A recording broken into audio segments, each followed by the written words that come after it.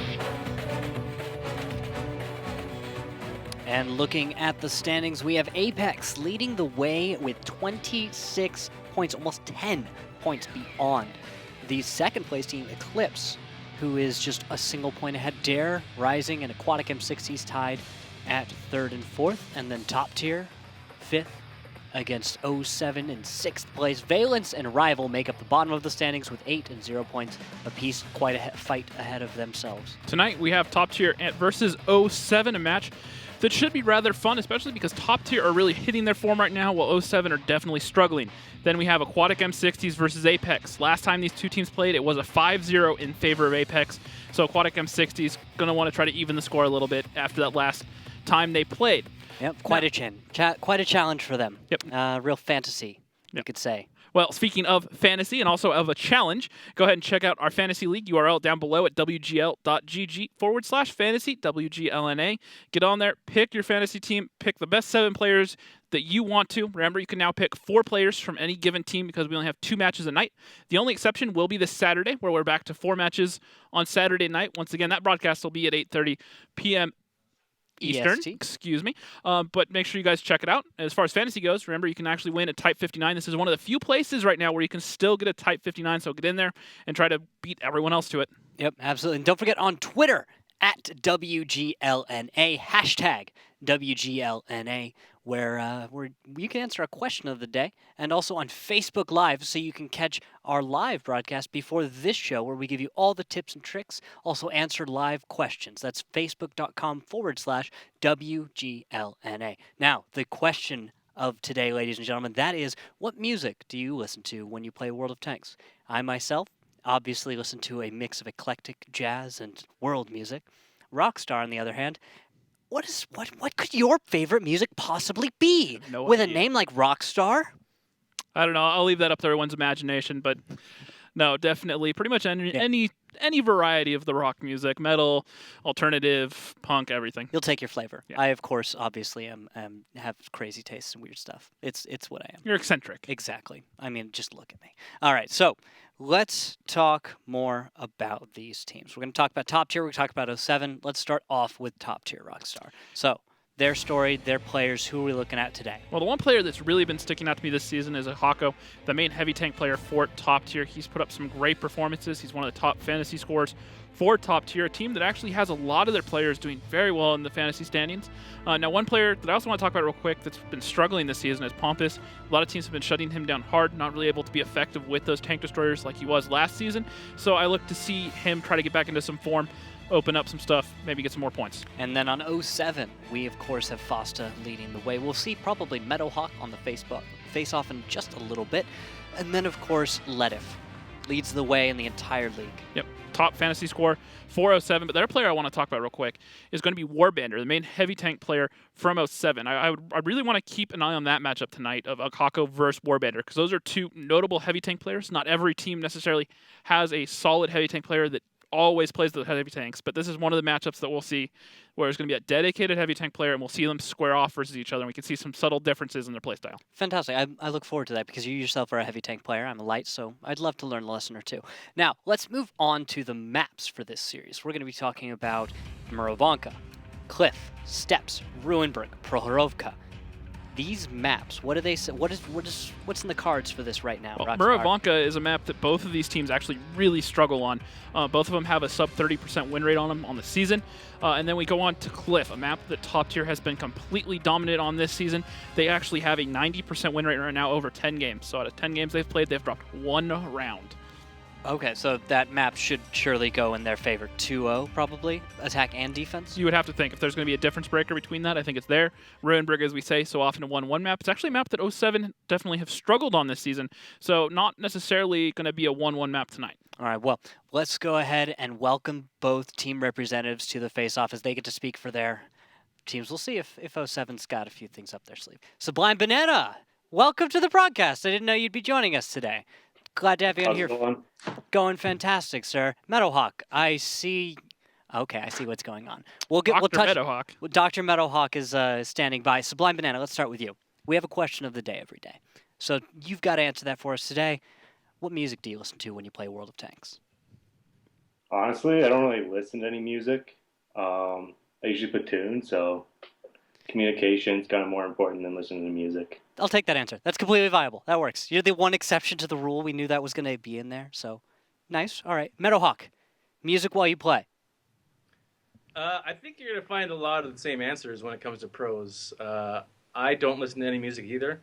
Obviously, when you're platooning, you want to be able to do comms, but I just like the sweet, sweet sound of guns firing and tanks blowing up. Ah, music to my ears. Okay. All right. Well, let's get straight to the questions. I'm going to start with Meadowhawk. So, Meadowhawk, we'll play off the theme here. Okay. So, 07's been struggling. You guys have, your vitals are questionable. How are you going about diagnosing the issues that 07's been having this season? It's been a rough couple of weeks. Obviously, we haven't been feeling too good.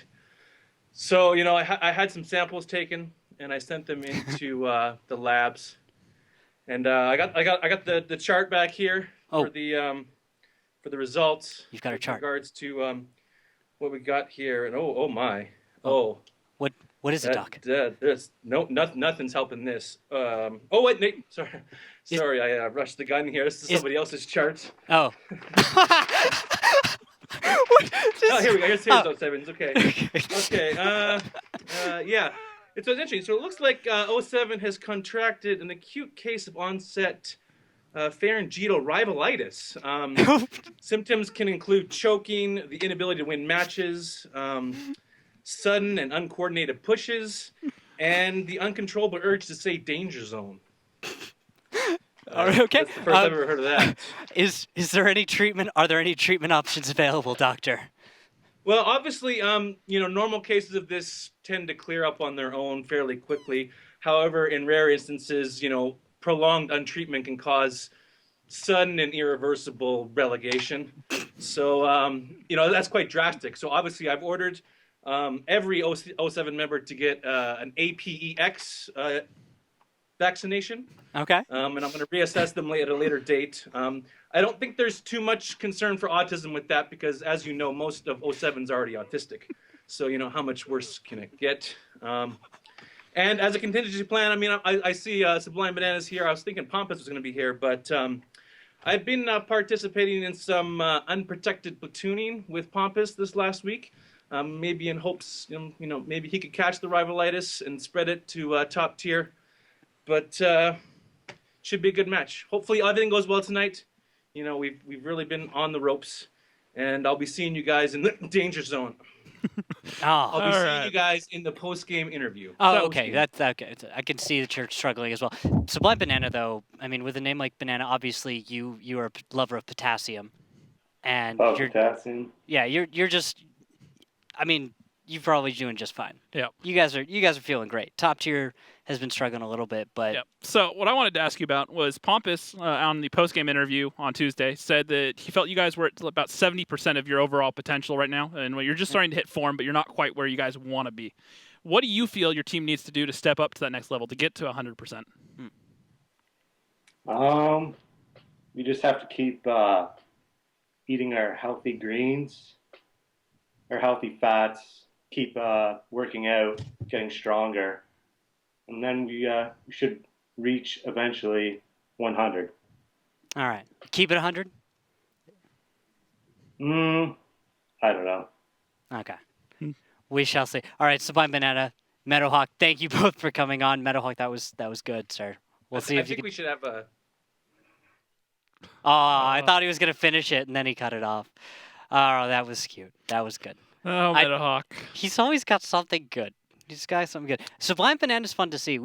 I should have been more prepared for him, because that was a surprise. Sublime Banana. Yeah, well, he's been around for a very long time. He has, but he never shows up on camera, and so you never get to hear much from him. If I recall, wasn't he on one of the Rude's old teams? Yeah, at one point? he's definitely someone who makes sense to be on top tier. Okay. He's one of the guys, and you see the points he puts up. It's always solid. Yeah, I'm pretty sure he played on the old top tier team. Is my point. Oh, I think at one point. Probably. Yeah. I'd have to verify and check it and stuff. But Right. let's get back into the match. Back into this top tier 07. We're about to start up the match here on Morrow, and top tier is going to be starting. It looks like on defense.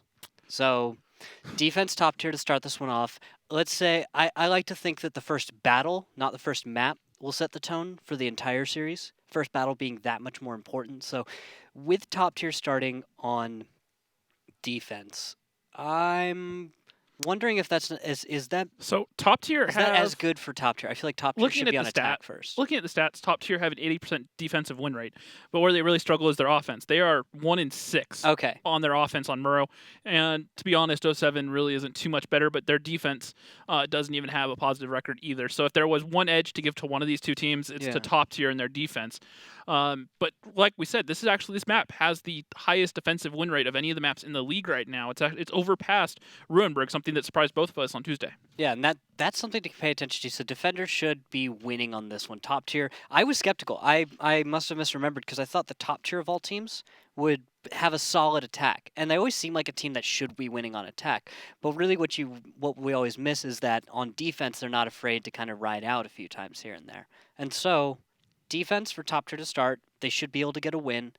07 has some troubles attacking. In that case, well, they should start off with a nice little top tier 1-up on a win. If that gets upset by 07, I think that says a lot for 07 going to the series. They're kind of that longer standing team, and so maybe that experience kind of helps them out here. Maybe some of that newness that top tier is having to deal with comes up, and that could be a struggle for them this time. I would have thought that, but then after watching them play Dare on Tuesday and saw how well they were playing together, the chemistry that their team had, they didn't look like a team that had just come together. They looked like a team that had played together for a while, where 07 right now are actually on, I believe, a 3-game losing streak. Something that Meadowhawk was referencing during that wonderful interview was, there really is no sign of life in that team right now. You kind of wonder where they go. Well, if there was any sort of a pulse coming out of the team, it's Letif, who's constantly able to perform even with the rest of his team kind of falling apart at points. But Letif able to really consistently perform for that team, and he's the only bright spot in 07 right now. So I wouldn't say that necessarily. I say I see where you're getting, but I do think that might be a bit harsh. Some of the other guys on 07, like Foster's a solid scout, right? So you've got a lot of that going on. But I do see what you're getting at. Letif is by and far performing very, very well. Yeah, and the thing is he needs one or two other players on that team to step up with him and perform as well as Letif is doing to have a chance at maybe carrying this team and moving up to that next level. But right now, I feel like the rest of the team's kind of letting Letif down to a certain extent. You could say that. And it's always very difficult to perceive kind of what exactly is going on. But it looks like battle number 1's about to start, so we're going to get straight into the match. Check it out. Morrowanka, a map with a great number of buildings, bushes and trees, amongst which teams hide for most of the battle. The attacking team begins the battle from the top of the village, and the defenders start from the bottom of the map. Both bases are better controlled from the hill near the first base, and from the green in the lower left corner of the map. There are many attack directions. The attacking team often attempts to gain the attention of defenders by putting pressure on the first base, whilst manoeuvring several tanks behind the second base to deliver fire into the defending's flank. Team setups are very diverse, but the players often choose the fastest tanks, even for heavy setups. They could even bring SPGs. Lineups coming in. Top tier, an IS-4 and E5, 2 Batchats, a TVP, a Grill, and a 1390. 07 and E5, 4 Batchats, an STRV 103B, and Fosta in the M4043. And that M4043 is heading up to the northwest. So you could call it a 3-3 split for 07's tanks, with their artillery moving to support in the west. Right now, those Batchats are going to be heading to the southeast for 07 to kind of scout things out. We've got the little blind fires you can see. So what's likely happening right now, judging by the shots, is someone got lit by a tank. They're assuming it's from that bush based upon the angle where they were spotted.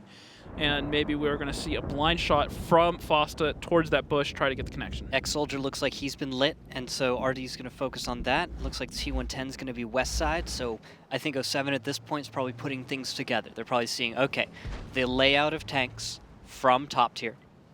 Looks like we've got T110 over in the west. Everything else should fall in line for a normal southwest camp, right? I don't think there's any indication right now to 07 that there's anything but that strategy, and it's exactly that. Top tier's going for the standard southwest defensive positions, and they've got the passive 1390. They've got the grill. Don't change it if it's not broken. Exactly. Usually works. You can see it in the stats. Spotting's already happened. The thing is about this strat is there's so many different little intricacies you can change in it to make it your own, to do different little things and how you respond, how you deal with the cap. And so while it may look standard in the positioning that they play, what's really important is the second play they do, what they do after the tank, after their team makes their first play, whether they come down the 2 line towards that 1 cap or they start that 2 cap pressure. There are a lot of different things they can do to respond to either play. Exactly. And we'll see what 07 decides to do with the first few minutes in that kind of first stage of a battle. Would you say 3 stages of a battle is generally what you can go for? 3 to 4. It really depends on the map, the lineups, what happens. And personal opinion and how you like to kind of chop it up, because, you know, it's like some people like to say beginning, middle, end, and then some people want to It also depends upon the strat. If you're running a reactive strat, oh, hey, look at this. Actually, proactive, and it's Delph out in front. That's proactive. That's top tier getting proactive, and they're going to move up on the attack on the west side. I'm guessing the spotting onto Antipans tipped off top tier to the fact that 07 might not be completely all together. And so right now you're seeing... Well, they spot the Batchat, the 1390 spots the Batchat over on the 9 line, so they know that's 1 tier 10 definitely out of the fight. But Artie, nice hit right there from Fosta into Delph. That's going to really hurt this push and blunt the spear, as Delph will probably go down shortly, as Ledif might go down. Taking a lot of shots. These Batchats opening up different angles, completely negating his front armor, and down goes Ledif, and every person that plays Fantasy right now is crying inside because there goes a lot of fantasy points. Yeah, there go my fantasy points. And that's going to give actually 07 enough time to recover. They've got their Batchats back into position. They're moving their final Batchat back to the northwest. And that's going to call for top tier to move their 1390 up from the south as well to assist. And there goes major issues. So 2 tier 10s are already down for 07. When I actually thought that for a moment, nice killed onto Delph. They're going to try to pick up Mural Shikta. They both miss. Mural Skarada, excuse me, but those don't miss. They take him down.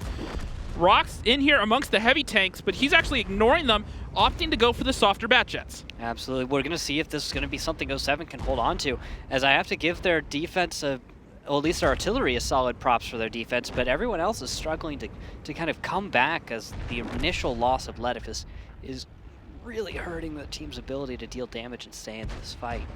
Yep, a lot of damage going off towards Antipans, and now it is all down to Warbander and Fosta. Warbander, one of the main heavy tank players, actually playing a Batchat this round. Yeah, very strange right there. And so, give it a moment and it should be over. This one's a pretty solid, clean play by top tier. 07 almost has the defense, but top tier not able to be thwarted in that. Even with 2-3 solid direct connections from Fosta and an M4043. And that's it. Battle number 1's going to go to top tier. On defense with an aggressive opening. Rockstar, do you think that, what do you think of that? Solid play from top tier? I think that was risky, but it seemed like it paid off. Well, it was calculated. You know how I mentioned the bat chat that was spotted by the 1390? Yep. That's on the one side of the fight, on the one side of the map. They knew that they had their tier 8, but they knew that 07 had one of their tier 10s. Yes. And then they also knew, looking at the lineups, that 07 were bringing an M40-43, so an artillery. So often what colors do is they just ignore the artillery into there. And if it gets a shot off, great, but you just hope that they miss or they can't be super effective in a push. And you just take that risk. And so what happens here is they push up, and the IS-4, TVP, and the bat chats push around. But look in the distance there. Look at the E5 and Pompous. The way you control this 3-line is you need to have tanks on the high ground on both ends. And so this is what top tier do, is they take both sides, and then as they start to push these tanks from 07 back, the tanks sitting in the distance move forward once they recognize that all the tanks from 07 are directly in front of them. And that allowed them to take the map control to really beat these guys up. And then the other part that really struck out was Ledif going down. The STRV-103B, or the S-Tank, it is not a tank that you play at close range. Unless it's a 1v1. If it's a 1v1, it's perfectly reasonable to expect that you can keep a tank in front of your frontal armor, keep that heat shield towards them, and just keep the part of your armor that is effective towards the other team. Yeah, and it's unfortunate that he goes down like that. Maybe a little aggressive. Maybe he wanted more support from his allies. But look at the damage. Bat Chat exits doing 2,300. Pompous right behind him. Rocks in the T110, E5. We saw him staying alive for as long as he could. He got plenty of time to get damage off, and it didn't seem like top tier was getting too aggressive against him at first. And then the S-Tank from Ledif. He just comes screaming into that fight, and unfortunately wasn't able to get a beat on a target before he was not single-tracked, but I'm pretty sure double-tracked. Well, and the other thing you have to remember is that S-Tank does have siege mode, so it has to hit X, and it takes 2 seconds to activate before he can aim up or down. He can aim side to side a little bit outside of siege mode, but it's really hard to get your gun on target because the gun, unless it's in siege mode, just stays at one angle, and the only way you can change it is by rocking back and forth, and even when you do that, it's extremely hard to get a shot on target. Pretty tricky. So it's possible, but highly unlikely. And also not really recommended either, I'm pretty sure. And it looks like we're actually getting ready for battle number 2. So, Rockstar, 07's going to have to come back from a small deficit. If they can get a win here on defense, that sets them up pretty nicely for battle number 2 as we're going to move, or battle number 3 as we move to Cliff after this. But Rockstar, the opening lineups. Top tier coming in with an IS-4, Kronwagen, an E5, 3 bat shots, and opting for the M40-43. 07, a Kronwagen, 4 bat shots, a TVP, and a Fosta, and the AMX 1390. 1390 normally opted for the passive tank just because it has a small profile and fairly good camo value.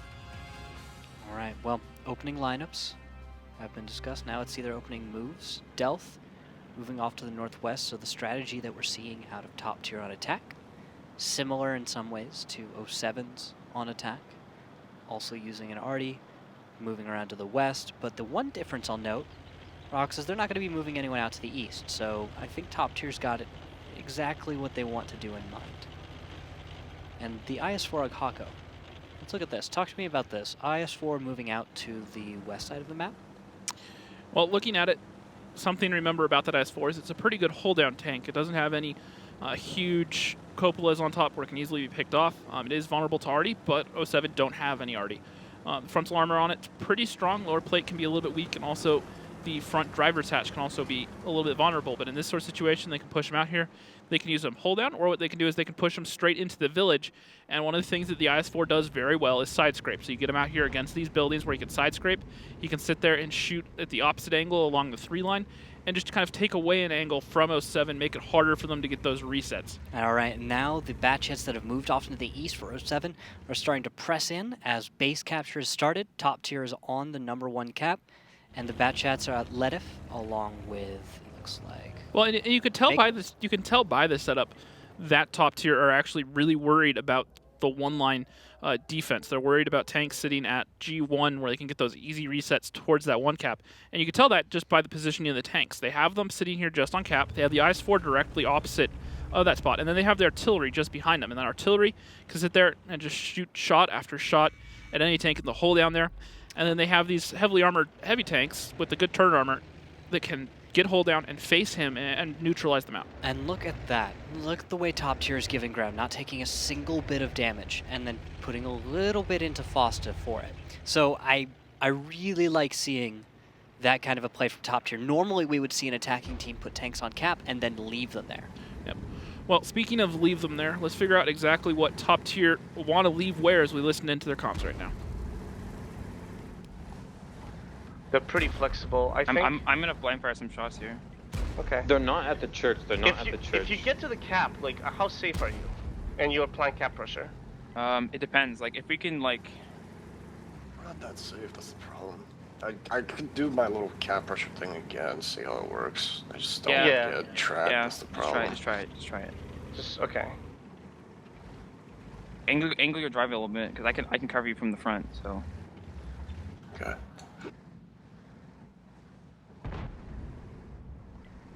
The only place I can use that is straight ahead. Delph, do you like see? Down here. Yeah, do you see? Yeah, anything? I'm covering that right now. Okay. No, I don't see anything knocked down in the forest. And they're not at the church right here. I think they're farther back on the 7-8 line. Yeah, they're definitely in the woods. Because I saw something get knocked down like over here. Like I saw a tree fall. Okay, well that could just be one of the bats or TDP. Probably a bat. But the fact that we haven't seen anything yet is kind of suspect. Right. So we have 6 minutes. We're just trying to, like, guys, we just want to get some They're HP probably just off playing of them, time, okay? dude. We just need to apply crab pressure and we'll be fine. Yeah. They want to make it so our already can't do anything. Yeah. They don't want to force a fight against us. We just need to. Who's covering Rude? Who's covering Rude right now? Yeah, and exits as well. Exits I can technically cover too if I quickly. go up farther a little bit. Really worried about getting reset on cap there. Ex-soldier knows what he's doing right now is risky. Doesn't want to get tracked and in turn get himself killed because getting caught out right there in the open would be almost certain death. And spotted. Ex-soldier takes no damage. Fosta takes 455. He's actually going to risk it because no one's in position to get the resets. You can't get the resets from the 7-8, so it's going to come down to the tanks along the one line. But like I said... Rox is going for it. And actually, Ex-soldier's going to back off and decide, actually, no, I'm going to get back on cap. And, okay. I don't know if I necessarily agree, but I'll take it. Well, the reason they're trying to do it from this side is that the reset angle that you cannot get from there is over towards the 6-7-8 line, which is what they were talking about. Oh, sorry, I meant in reference to Ex-soldier backing off of the cap. Oh, no, I get that. I'm just talking about his general position, because this is a spot that we don't really see a lot of cap pressure put onto by a lot of teams. Yeah, definitely not. And normally, they go towards that front left corner there on where that little bump is. But in this case, it's safe because there's no one on the one line, which is what I was talking about in terms of how top tier set up. They're set up to deal with it. They have that AS4. They can get some shots out there, and they also have the artillery. And the sole reason you bring artillery on this, there's two angles that you want to be able to hit. That's F2 and G1. If you can get shots on those, every time they poke to get a reset, you can punish them with artillery. Even a missed shot should still be 700-800 damage as long as you're in the same postcode. And if you do that 2 or 3 times, you can chip away at the other team, and then you can go for a brawl. All right, now Pompous has gotten himself on cap, so now 2 tanks on cap. And shots fired from Ledif far down range, and he's able to connect one into Pompous to the side of his turret. Another one comes from the opposite angle. Rock's able to get some damage. Expect Ledif to put more fire, and yes, he does. Nice crossfire from 07. It's going to pressure those top tier tanks off of the cap. Artillery's trying to fire on targets, but doesn't look like any connections this time, as Delph is going to have to wait about 30 seconds to fire again. I guess top tier is going to be waiting for that connection. Yeah, I agree completely. They're just... The thing is with top tier right now is they either have to get this cap or they need to make some sort of play right now. If they could group their tanks up, they could bring the Batchats out of the north. Oh no, look at this. Up in the north, major issues. Sorry to interrupt, but looks like he caught Rude Awakening out. Yeah, looks like he's caught him. Shots fired, he's got him down to 1176. He's got 2 shots left. He might be able to finish him off. He just needs to make one connection, and he does. And look at that. Major issues did not take a lot of fire at all for any of that. And so... He played the terrain perfectly, used the back of his tank where he has the gun depression, get some shots off. Now, correct me if I'm wrong. Does That's the Batchat pressuring a push, though, on the other side of the map. Batchat question, which I can't actually remember right now. Does it get more gun depression off the back of the tank, or is it the same all the way around? Same all the way around. Okay. There are a few tanks where that's the case, like the 215B, but I wasn't sure with Looks like Pompous is going to take a lot of damage and go He gets down. permatracked out by Warbander, ends up going down. Great play from Warbander. And look at that gun depression in the Grandwagen. That's so absurd. Negative 12 degrees of gun depression. It's so nice to work with. Yep, it's a dream tank to play. Now, obviously the DPM on it is not great, and the slow reload between shells definitely can be a bit frustrating, but as long as your mindset at the beginning of battle is where are there hills, where are there hold downs that I can go play, the potential that Kronwagen has, yeah, it could do so well in so many different situations right now. As Endipans, Makos, and Ledif all close on X-Soldier, going for the brawl. 07 or smelling some blood in the water. Endipans does pick up X-Soldier finally. Now they're going after Akako, who's pushed all the way down south. He isn't supported from the rest of his team. The thing to look at here is the number of shots that these Batchats have. Makos has 2, Endipans has 3. Rocks did have a full clip, though, softened up Akako, and now these Batchats are going to come in and take him out, making short work of it. Nice reaction by 07. They dealt with top tier's aggression very, very well in this case, and you have to give them... If 07 had been much more aggressive much sooner, I don't think this plan would have paid off the same way. But because of the pick that 07 was able to get up north, and combine that with the reactions top tier went for. Well, combine it with the intel that 07 gained. They realized that there was more Batchats in the north. Once again, top tier also had the artillery, so most times a caller's going to assume the artillery is a non-factor until it actually gets a connection. You're just going to assume that artillery is going to miss. You don't really count it in there. So unless the other team has like... You can also look at it as a force multiplier, something that no matter where the engagement happens on the map, there's going to be the ability to help. And so it's dangerous because it's unpredictable. Yeah, well, exactly. Yeah. So there's different styles. Some people just take the risk. They go, all right, we're just going to bank that Artie doesn't get a hit off here. Hope it works out. And once again, like you just said, it can totally backfire because it absolutely is a force multiplier that may all of a sudden just completely delete a Batchat off the field. But, you know, sometimes you just have to take the risk. Yeah. And there we go. That's going to be top tier going down to 07, battle number 2. And that's going to be Morrow keeping up its record as a 1-1 map. Both teams winning on defense. Once again, this map has the highest defensive win rate of any of the maps in the league right now. Yep. And so with that, looking at some post-game, I think damage-wise, Makos is going to get a shout-out. Actually, the top 4 almost getting the same. So Makos, Rocks, Major Issues, and Ledif. All of those guys are going to be picking up... well, it's really... over 2k damage that time. It's really consistent damage from 07 outside of Fosta, who went down, but he was the 1390. Everyone else did above 1,000 damage, was able to get their shots in, work as their team, and that's the sign that you so often see out of teams like Apex, where all the players on the team are doing their part, contributing and working as a team. It's kind of when the teamwork's kind of lacking, where you see 1 or 2 players really step up and put up those high damage numbers, is when the rest of the team kind of lacks off, bounces some shots, or just isn't coordinated as everybody else. Yeah, and I love seeing this, because right now Rude Awakening's trying to do what he can, but you can just see it. Major Issues knows exactly what's going on. The support fire was there, and 07 was able to just take one tiny victory and turn it into a win. And looking at it, we're going into Cliff, which, as I said earlier, this is a map where top tier have been completely dominant on. It's one of the few maps that top tier can actually say that on, because their overall record is pretty lackluster. Not to knock on them, but their map pool is not the greatest right now. But Cliff is one of the maps where you can tell they are completely comfortable and have been for a while. Now, some of these maps have come into the map pool recently. However, Cliff, one of the ones that they're much more rehearsed in. And look at that, Makos 2,997 in his Batchat. And then Rocks getting all those defense points, getting 122 fantasy points. Not bad stuff out of him. Not at all. So, we're going to be moving on to Cliff next, Rocks. And I really want to talk about that. What are your predictions for Cliff? How do these teams play it? What do you expect to come up next? Well, with Cliff, top tier have played it a couple of different ways, but they tend to go more aggressive on offense. And while that sounds kind of obvious, they're one of the teams that definitely is a bit more aggressive. They're willing to take more risks. They go for things a little bit earlier than other teams. They have an understanding of their overall game plan, where a lot of teams tend to just go towards the middle, figure out what the other team's doing, and try to slow it down, get some damage, and then kind of make a decision late. It's top tier on their offense. They have a clearly defined game plan. You could tell what they want to go for, and unless something's horribly wrong instantly and they recognize that something's not going to work, they just go for it, and they make it work. Yeah, and with 90% versus the 50, right? Yep. This is favored for top tier. So they can really start to run away with this one. Well, let's see if top tier can run away with it as we head into our next map. Cliff, the most dynamic map in the league. Battles on Cliff always turn into desperate double-edged fights. Teams start from the same spots as they do in standard battles. The first base is located near the defender's spawn point, and the second is at the bottom of the hill. Sometimes teams split their forces and send several tanks through the 1-2 line to the left of the small hill, but usually both teams play at the center. The attacking team can send one of the tanks up to the lighthouse or behind it. Fast and quick-firing vehicles are better suited for this map, mainly medium tanks, including tanks equipped with autoloaders.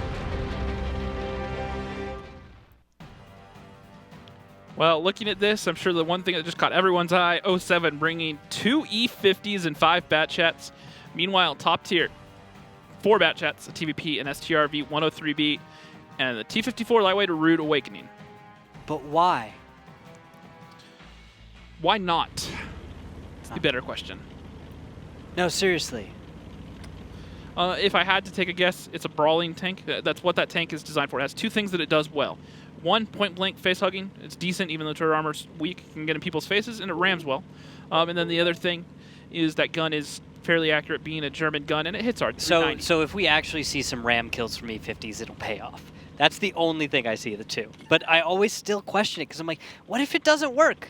What if they just decide to engage at a very medium and reasonable range? Because medium, like 100-200 meters away from an E50 in cover, that's a great place for a bat chat, because it's not long enough that the E50 is going to win out with his accuracy at range, and you're still probably going to be fine. You know, that's the engagement range I would go for with an E50 or against an E50. With the E50 though, oh, E50's boss is going to peek out and get whacked twice. Take a lot of damage. 805. Yeah, there, they're 1,092. So Commodore now going to move up. He's looking around, but no, takes one in the back. E50s are really large targets, so it's quite easy for them to take damage like this. And well, I know it's normally towards the tier 10. I will say, apparently E50 is weak. What is going on? Foster, I think, just tried to simp, but I don't think that really worked out. There he goes. And now Morrow comes in. He's going to finish off Commodore. Kako gets a shot into Andy Pans from across on the low ground spot there. TVP in the backfield able to pump out some shots. Andy Pans taking his ammo rack. Warbandor taking a lot of damage. He's down to a 1-shot. And this is not working out for 07. I mean, in some ways, it kind of didn't work out for top tier, too. It's kind of flopped a little bit in some ways, because Morrow just went down, and Pompous, again, is down in the ST, in the S-Tank. So X-Soldier's going down. Exits is now taking a lot of fire. Exits is getting caught out, 1588. No, the positions from top tier aren't really together right now. Actually, 07, even though the E50 and deal Delph didn't look from downtown picks up the kill on Namakos, and now Major Issues is going to go over, try to take out Exits, takes a shot from the TVP. He drives towards the corpse, trying to get the cover, bounces one from Delph. There's no one has shots. No one has any ammo left to fire upon. Yep, and now Ledif pushes in and lights Delph, and all of a sudden this isn't looking terrible for 07, despite being down on HP. It's like they actually used the E50s as bait, because everyone doesn't. They did what we did, dude. They just looked at them and they said, "Wait, why are you bringing E50s? We're not going to let those work." And then in attempting to counter them, those bat chats moved in from the east on 07, and yeah, it's been a little rough. The problem is with that E50 is the strong point of the armor is its upper front plate. It is not a tank that engages well at range once it's spotted. It can snipe, but as Rude Awakening takes out Ledif, Rude definitely needs to come up big here for his team. Normally not a player we highlight for his playability, but he can handle himself. And right now he has all the HP from top tier, essentially. Delph has sub-HP to play with. Apako is a 2-shot. I think Rude's T54 lightweight play is probably going to be able to clean this one up. He's got a 1-shot into Major Issues. And then the gun's damaged on Andy Pans, right? That's what that symbol means, I believe. Correct. And so you could do this. There's 2 1-shotters and 1 2-shotter for him, while Warbandor is a 1-shotter for the bat chats left alive from top tier if they roll average. Yeah, is 285 Andy Pans could live, right? 285? I think depends on the gun shooting him. The T54 lightweight, yes, it's a 1-shot, 240 alpha, I believe. Yeah, that's about right. So I was just thinking, yeah, he might not get the kill. He's just poking up and over, trying to see if he spots anything, but little does he know that all of the bat chats are coming up the backside of the hill right now. So if Rude's not careful, if he finds this though, that could be awesome for top tier. This could backfire or it could work out for him. It depends on how quickly Rude spots this. I think that might be a theme that's starting to emerge throughout this whole series, is this might backfire and it might just work. a little bit for both, but that was both previous battles. As for us. Meadowhawk mentioned, a little bit of Dareitis, I guess you could say. Dareitis. What was the rival one he mentioned? That was beautiful. Or not Dareitis, Rivalitis. There we go. That was so well done. And there you go. And there he Rude. spots one of them, so now they may reposition, and Rude has to stay safe. Because if if he goes over towards the south here and he gets caught out, say he gets tracked, there is nothing Delth or Hako can do to save him. He's on his own at that point. Exactly. And so Rude Awakening has to just worry about getting the spotting. He needs enough intel to know where all 3 tanks are, and then he can start playing risky. Until then, he really needs to hold on and not get too aggressive, because he has 1,250 hit points, right? And as a scout, you don't have really that much armor. So if he exposes himself too much, just like we've seen with the S tanks in the previous battles, if you get too exposed, you might just get tracked, you might get caught out, and then you'll go down. You can't risk that, because all of a sudden, in one moment, you could turn a full health scout into dead, and you might not deal any damage if it's in the wrong place. So Rude has to be very careful, and a lot is hinging on his ability to scout right now. Well, and he's playing this perfectly. He's just staying on the low side. He's staying where the guns of Delth and Hako can cover him. Remember, the TVP of Delth is sitting up at A5 in the high ground, so he has a pretty good angle on top of the hill. Hako's angle is a little bit lackluster, but still good enough as long as Rude Awakening can back down quickly enough. All right, and actually, we're going to be getting ready. We're going to probably listen in with Rude Awakenings and Top Tier, because I want to hear how they're handling this, because this is a difficult problem for Top Tier if they want to try and defend against 07. Well, 07's bat chats have to figure out how to maneuver around the map. Let's go ahead and listen in. That means that they're listening to us. If there's a guy that's trying to spot you on the 1-2, you need to go into him. That's your only chance of survival if they get the crossfire that I think they're going to set up. Okay. Delth will be fine. I should also have shots on them if they get close enough to spot Delth. Yeah. Yeah, they're all one-shots, so. Well, no. Are they no, there's one that's not a one-shot. Right? One's 2. One's 400, one is 250, the other No, one's like 180. One can be 195. killed by Delth with one shot, so that's One fine. can be killed by me in one shot. The other guys are 2 shots for me. Yeah. And like one of them is 1 shot for you guys. One's a guaranteed 1 shot for Hako, or 2 are guaranteed 1 shots for Hako. And 1 if Delth 3 minutes. 3 minutes. Guys, watch your bodies for destroyed shit.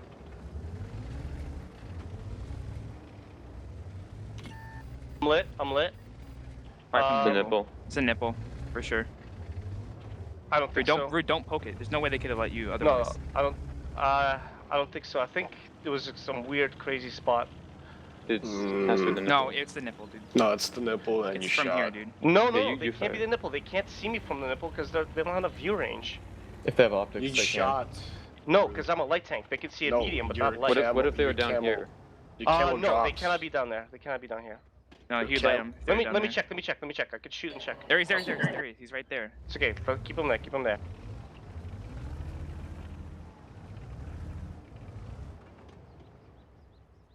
Two minutes. Maybe we should have just gone up the regular way. I'm getting blind fired from the nipple. You hit? I got hit once. From the nipple? Yeah, they're on the nipple. I mean, I can quickly peek. Yeah, they got 2 minutes, so. But don't peek, Hako. Don't give them information. Right. I mean, independence will sooner or later discover that I'm here. All right, so to just kind of explain that one real quick, because we obviously have to. The nipple is one of the nicknames for the mountain in the west side of the map in Echo 3, 4, Foxtrot 3, and 4. Also commonly called the donut. Yeah, the donut's the broadcast version we came up with. Circular on the minimap. Exactly. Easy to spot. Precisely. So. Yeah, it's going to be a second before we see any of this come through. And actually, well, minute 15 left on the clock, so if there is going to be a play that comes out from 07, it's going to be now. They did manage to put a shot into Delth blind, but they won't know that connected. They'll have an idea, but they won't know for sure.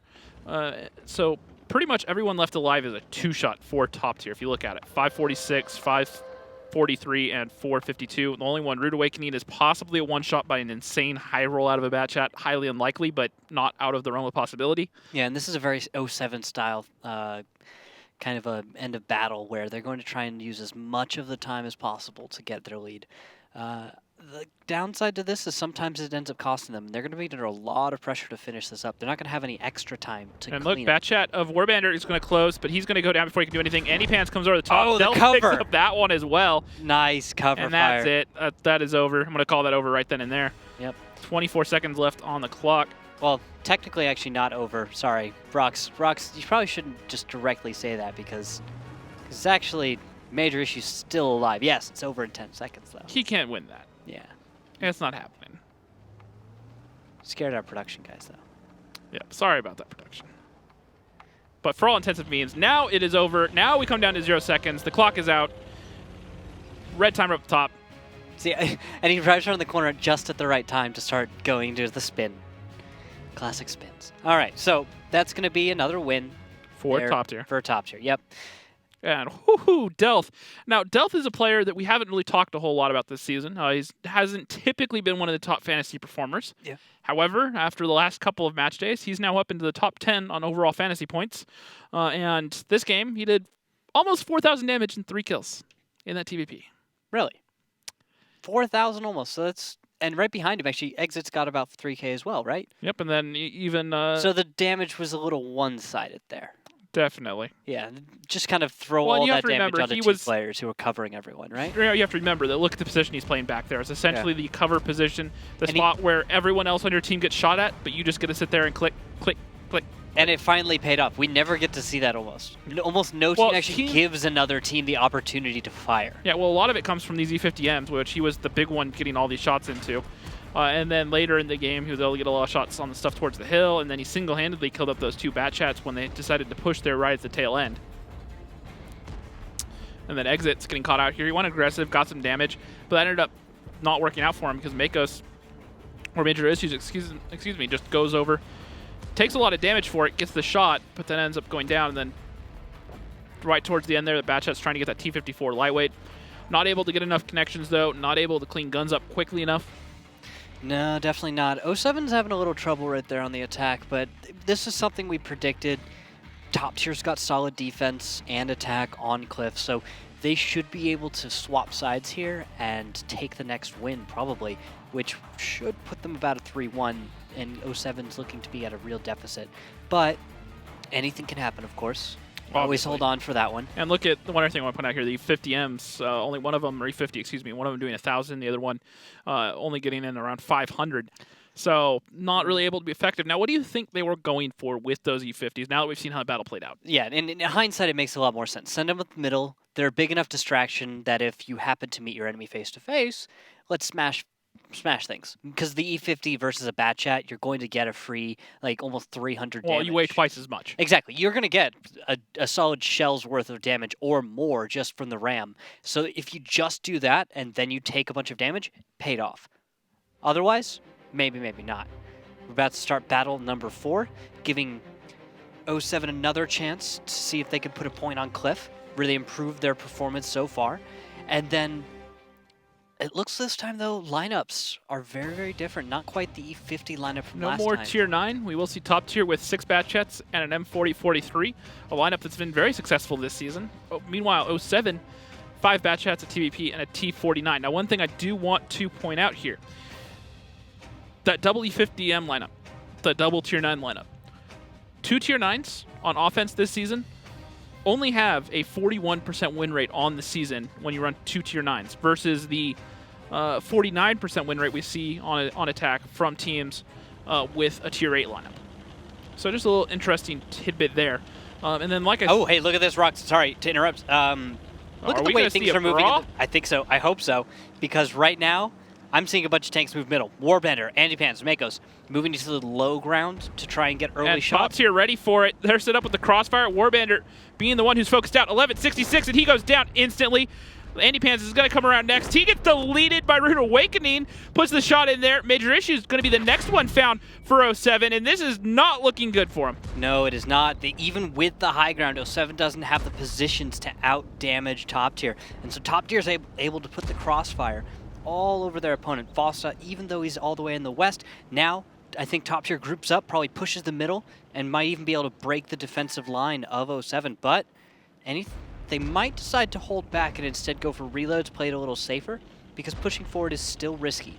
Leadoff is still alive, just barely. Well, I will say this, that Apex injection that Meadowhawk gave his team apparently has not kicked in yet because... It takes 48 hours, up to 48 hours to become effective. Okay, so by Saturday, on match day then, they'll be playing well? Is that what you're saying? That's what I'm saying. Okay. You're picking up what I put down. Look at this. Zitz, X-Soldier on the low ground are going to move around to the west. With artillery support, they should be able to take down Fosta. I like that. Zitz exits, flips himself around, backs out to try and peek for any tanks from 07 that might be watching down. And I will say this, hopefully 07, hopefully that Apex injection that they got kicks in by Saturday because they play Apex on Saturday. Well, I mean, give them a taste of their own medicine? You have to hope, and X-Soldier and Exits roll in there, take out Fosta. 4 tanks left alive. One of them is Ledef, who goes down. Rox goes down in the TVP. Makos goes down, and this is all but over, and now is over for 07. Top tier pulling ahead 3-1. I said that this might be the map where they could pull away, get the extra win on both sides, and there it goes. That's it. So things are falling in place for top tier. 07's got a lot to work on in order to try and bring themselves back. We've got Steps, though. And Steps being the next map for top tier, if I check the statistics, I'm a little bit worried for Steps for top tier. 14%, there's no way 14% is really. Yeah, okay. Yeah. 14% on Steps amongst 7 battles. That's of course an incredibly small. They have one win on defense, size, but 1 win on defense, and they have of their 3 attacks, they haven't won 1. And now, it is notable that 07 haven't really played it a whole lot. Well, they played it 10 times. They've got it 10 times. They got a 50-50. So so the thing is, 07's put up some solid strategies. Yep. I think top tier in the past, if I remember correctly, and you do as well, I believe we saw some S-Tank play and ultimately high-risk kind of plays as well. Well, we've seen a lot. The thing that top tier's done on defense a lot is they've run that very aggressive north defense with, like you said, the S-Tank and the Kronwagens. Mm-hmm. And so far, every team they've played has had a good answer for it. Okay, so we'll have to see what these guys are able to bring to the next map, but after this, we've got the replay up now, so top tier, I love the way they handled this. It wasn't something I saw coming together until it just barely did, you know? Because top tier was on the same kind of warpath towards the middle, but 07 has a better jump, meaning there's less travel time for them to get to their position, and they got there first. So 07 gets there first, top tier sees this, says, okay, this is our reaction. And also look at the opening moves that they went for. I think X-Soldier moving around the way he did kind of predicted the opening attack. Yeah, I definitely agree. And the one thing you also have to look at here real quick, sorry to segue, is Fosta in that T-49 not able to be effective. I didn't see which gun he was running, but he was not able to get any connections in there. It didn't really work out. He was too far out of range. He tried to, I believe, fire the derp. But it didn't really connect. And so when that doesn't happen, it just sometimes your tank just doesn't connect, and well, that's about as much as you need to say, because if you don't put shots on target, I mean, it's a very John Madden kind of a thing to do, you know. Well, we'll have to see if 07 can finally find some connections as we head on to Steps. Steps, the most open map in the league. The attacking team appears near the rocks at the bottom of the map, and the defending team starts at the top. Bases are located near the railway and on the green. The best way to control them is to use the lowland near the second base. The attacking team usually begins the attack from the rocks and the railway, but sometimes they can attack through the green. Teams often drag vehicles from flank to flank, so both teams usually pick light vehicles with a good camouflage rating, but sometimes use tanks with a strong turret and even SPGs. And it looks like we actually we have a disconnect. Yep. So we will restart the training room here real quick and get underway. Yep. Back to garage. Here we go. So once everyone gets back in, we'll be all set. Looks like we had just one of the players DC somewhere. So happens from time to time. It's been a while since we've seen one. Yeah, no, I haven't really had too many since the qualifiers when we had that. Oh, that was a fun night. That was fun. That was when we got top tier and topper tier. who's playing tonight. Ironically enough. Yeah, so top tier, when they were coming on into the league, there was a rough night we had when they were qualifying. Actually could have really jeopardized their chances, but they managed to stay strong and get the wins. Well, and the qualifiers are not meant to be easy. They're meant to put teams through the ringer to make sure that they can, it is a gauntlet. They have to run the gauntlet to make sure they get here in the Gold League. Yep, got to submit their replays and Python logs every night, make sure they get everything organized and on time, behave just like a Gold League player that's already in, prove they've got on every level the chops to make it. And only a few teams are ever able to really step out away from the rest of the crowd and really show how amazing they are. Top tier was one of those teams. Now, a little bit of a throwback here to all the teams that you have ever seen through the qualifiers. Yes. Of the teams coming out of the qualifiers, which one impressed you the most? Just out of the qualifiers, which one did you have the highest hope for? At all, not just the season, but just through history. Which teams got you the most excited? Okay, so I've definitely fallen in love with top tier before. When they've come through the qualifiers, they've always shown up with a solid roster. What was it? Kittens. You remember Kittens? Refuse to Die. That's what I was going to say. Refuse to Die was one of, there was way back in the time, way back when. You always have these one or two teams that come into the league, and you can tell they've got the aptitude somewhere, right? You can see that there's maybe one or two players, or maybe you see one strategy or one play where you say, oh, that team's got the potential to win. These guys are winners, or they're ready to be. They're ready to be at this level, and all of a sudden, it just happens in one match, and all of a sudden it just keeps going. It was really frustrating, especially with Refuse to Die, because they come in through the qualifiers, they look really hot, and it was really enjoy to watch. So you say, all right, they're going to get in the Gold League, and they might actually do something. Yeah. And then the Gold League starts, and all I can see is that meme of the kid with the stick just poking it, saying, do something, because that's kind of what happened after a while. A little bit. Top tier's been struggling more in the sense that you see them make these mistakes from time to time that they themselves admit to and know about, that they really throw them off their game, or they just don't make a reaction when they should have, or they're just a bad call. And sometimes it's that simple, where it's just, hey, sometimes you're just not as tight and well organized as someone else. And that's what top tier is going to be doing this season. So is Valence as well. And I will say the other thing is in terms of teams coming up into the Gold League, the other team that's really been impressing me, Valence, while they're still down in 7th place, there's a lot of promise from that team. And, look at the last 3 teams to come out of the Silver League. They're all still in the Gold League right now. You have Eclipse came out of the Silver League, then Deja Vu, now Dare Rising, came out of the Silver League season before last, and now Valence coming out last season, starting this season. All 3 teams that have come up from the Silver have performed very well. All right, so it looks like we're about to get back into battle. So taking a look at the lineups, Rockstar. Top tier, 113, a Kronwagen, 3 Batjets, a Centurion Action X, and an RU-251, 07, a Kronwagen, 3 Batjets, 4 Batjets, excuse me, an STRV 103B played by Ledif, and Fosta opting for the M4043. Kind of interesting to see him play Artie for the 2nd time tonight. He has the most spotted tanks of anyone in the league right now, and also the highest average. Yet he's only played a light tank twice tonight. And a big connection already on Hako, putting him down to 13-15.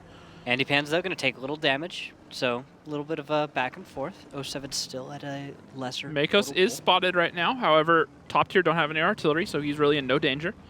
So, Centurion Action X. Let's talk a little bit about that, because we don't normally see that tank chosen. I myself am grinding out my Action X. I'm at the 7-1 right now, but why do you think it belongs in the league? Do you think it's a tank that normally you'd see, or? This is where I stand on it. The thing about it is when you look at it, what do you want to bring when you bring the Action X? What are you looking for? You're looking for gun depression typically? Hesh. Kind of. It doesn't. The Hesh shells don't get used as often. Well, I see what you're going for. Good, though. Against Batchats, that's about it. Top of an S tank? I don't think it would actually pen because it has the heat shell you have to worry about. This Hesh shells are not. They have the same thing as the heat shells as far as once they hit something, they explode. Yeah, but have you noticed the arc on them? They kind of droop a little bit. It's not something you can consistently rely upon. Well, it can happen. That's an accuracy by volume thing where you have to fire a lot of shots to get that perfect RNG to drop that shell in there. It's not something that I really would want to count on. My point is this. Yeah. Is if you're bringing the Action X, you're looking either for the high alpha or you're looking for the hold down ability and gun depression. You're not looking for the Action X to bring something mobile to your lineup, something that can flex around.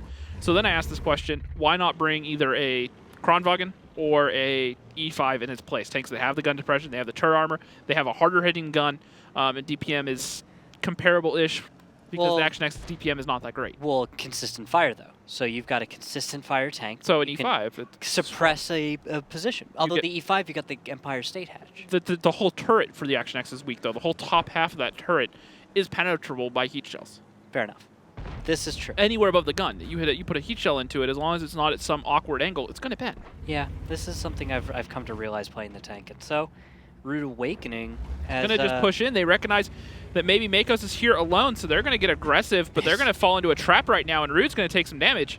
I don't know if they've fallen quite into it yet. They've detected Makos, so maybe they can kind of hold this fight off for a moment. The Action X is going to start moving up, and Faust has been spotted, so he has to back off in the M4040. I don't get top tier's decision making right here. They know Makos is there. Now, the only...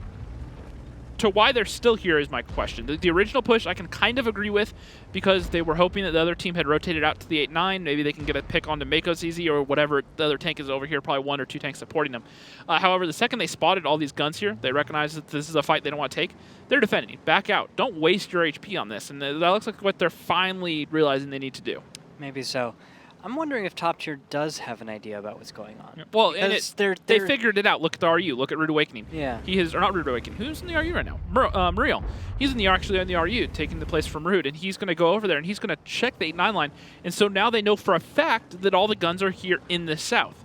They don't necessarily know where each of them are, but by process of elimination, they've taken away one side of the map. They've said, all right, there's nothing here, so that means they have to be on the other, and that'll allow a lot of flexibility. Sometimes, not gaining info is gaining info.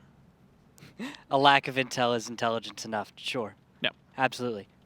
Now, look at this. I didn't notice. When did Andy Pens make the climb? That is a climb that I know that he loves personally. I've had him do that in many battles before, and he gets up there, and it can really shut down this side of the map. When? In other battles, not in League. We'll go with that. No. When did he do this earlier in this battle? Just a minute before. Okay, because I was wondering, has he been up there the whole time?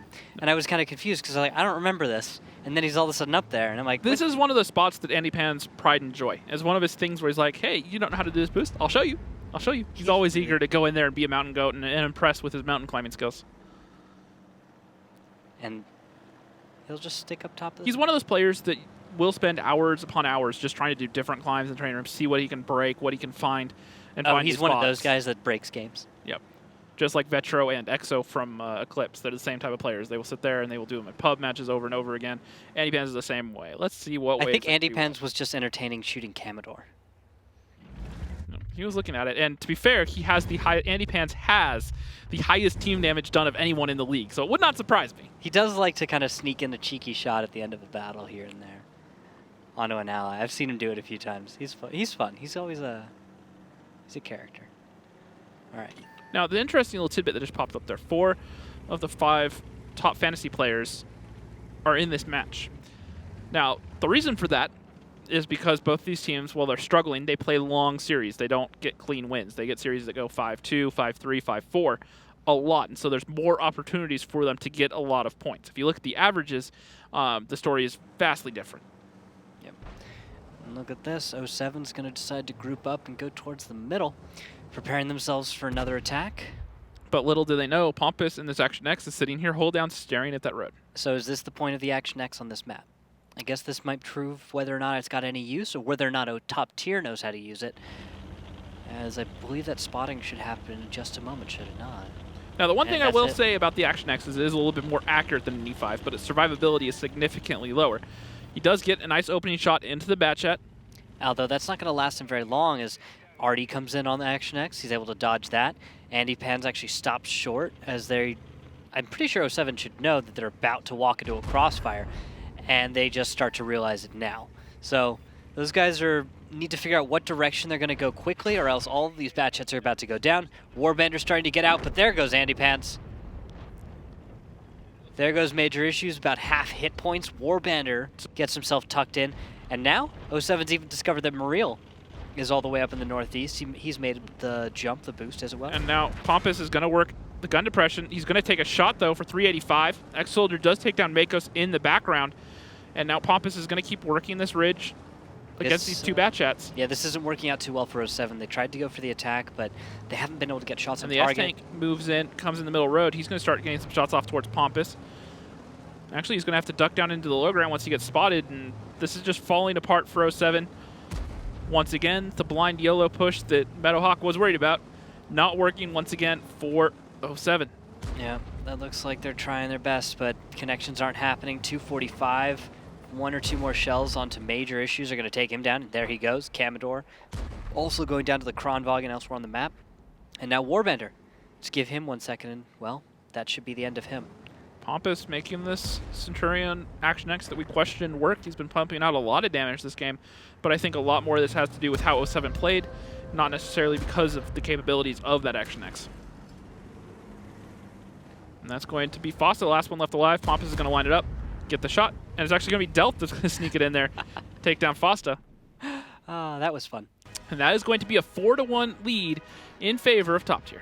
All right, so Top Tier's already made a solid play for this battle. We'll have to see what they do next as it's match point. So Top Tier was 1 more, and it's over. That'll be a 5-1 to You want to know what type of battle this was? What? Oh, what? No, it was an ace! Oh, it was an ace, but on top of that, there was only 1 player that scored low on Top Tier below any one of 07. 1 single player. That was Delth? 6 players were higher than everyone else on the other team. Ouch. That hurts a lot. That really, really hurts. And Fosta, understandably so, calling a timeout right now. Yeah, got to stall things out, make sure that his team understands what's going on. Yeah, and the next map is going to be Steps.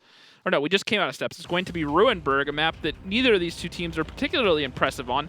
A 50% over 2 battles coming out from Top Tier, where 07... This is 1 more in Steps, dude. This is 1 more time. Oh yeah, we have 1 more in Steps. Where am I going? Top Tier's got to take it on attack now, and if Top Tier's able to win on attack, this is over. Okay, let me put it to you this way, because it's correct there. Yeah. I'm getting too far ahead of myself. But if we go to Ruinberg, well, Top Tier haven't really played it too much. They did have a great time on it the other day. We watched Rude Awakening outplay Dare Rising on it. I do remember this. That was a great play there. So they've only played it twice out of that 1 series. 07 have played Ruinberg 10 times, and they've only have a 30% win rate. So here we go. Centurion Action X, 3,000 damage. What's up? Huh? A Rockstar? 70 fantasy points. It worked. It worked. It worked. But you have to look at the position he was in. He was in a position where no matter what tank was there, was going to pump out that sort of damage versus the Batchets. In the wide open field, the side of an S tank, an E5, or any other hold down tank would have pumped out the same amount of damage. Yeah, but it still worked. My point is there are still better tanks to be putting in those same positions. Still worked. Okay, Randall. I'm all for the Centurion Action X, man. I really want the tank to work out pretty well. Well, I said earlier that you can be a little bit eccentric, and this comes in. It feels to me like the patent that should have been is the way I feel about the Action X. Because at the high tiers, the patent is a tank that's been in the game a long time. And just like when I played the T-54, the Patton was the gun, had the actually really high-performing gun. Well, you had to hold down, you were able to gun The Patton was the original right-click, left-click tank. Yeah, and that was awesome. Yep, you just auto-aim onto somebody, click, and the shell velocity was so fast that it would just instantly connect no matter how far away they were. But the chassis and the turret and everything about the hull was not so great for me. So I kind of wanted something a little better. And to me, the Centurion Action X looked like the little better that I wanted. Or you could say instead of a little better, the more into my taste. And so I like it. I like the Action X. It's a solid performer. Now here's a question for you. Yes, okay. It's 4-1 in favor of Top Tier. Yeah. 07 have 1 point right now. Yeah. What are 07 discussing right now? What do they need to do on this next round of steps to turn this around and get into the series? Well, knowing 07, I mean, there's a lot of places their team could be in right now. So if they're all on the same page and they're calm, cool, and collected, they're just figuring out their strategy. What I think's probably happening right now, based on the gameplay, based on the way the series is going, talk to me, but I think this is going to be Foster trying to just get his team rallied. Because this is not good. This is rough. This is amazing for Top Tier. They've come out and they've really just like shown 07 how it's played, but 07's probably reeling right now. Well, this is going to be really hard for them to start getting some momentum and formed rally troops because they're on a 3-game losing streak right now. They're 1 rounder away from a 4-game losing streak. They started off this season great. They looked like a team that was going to be a contender in the playoffs and maybe even a contender for that second place spot. And right now, they're on the brink of going down into the relegation zone. Looking at the lineups, we'll get back to that in a second. Look at the lineups. An IS-7, 4 Batchets, a Grill, and an RU-251 for Top Tier. 07, a 113, a Kronwagen, 3 Batchets, the STRV 103B, and the RU-251.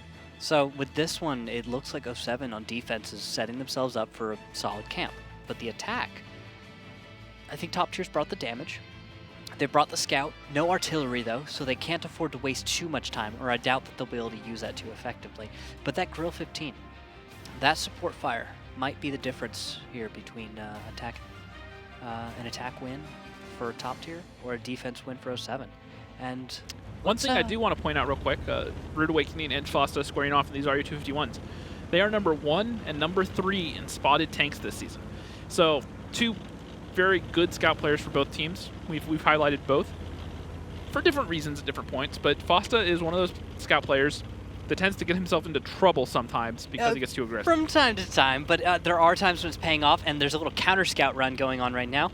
Rude Awakening is going for an incredibly aggressive, high-risk little move off to the mid, but he's gotten himself spotted. Fosta decided to do what scouts do when they try and counter someone out, and, well, he's gone passive. Now he's spotted. Commodore and Warbender are also spotted. Rude Awakening is spotted now. Ledif as well, and Major Issues. That's almost every tank from 07 that counts. And guess what? Rude Awakening just lived. Well, let's go ahead and listen into 07 right now and see how they respond from this push of top tier. All right, We need to wait for heavies to get back. Right away, The heavies are almost coming. Heavies drop down. Heavies drop down. Yeah. The grill's poking. The grill's poking. The grill fire. I'm clipping for 23. They're coming on me now. They're moving on me now.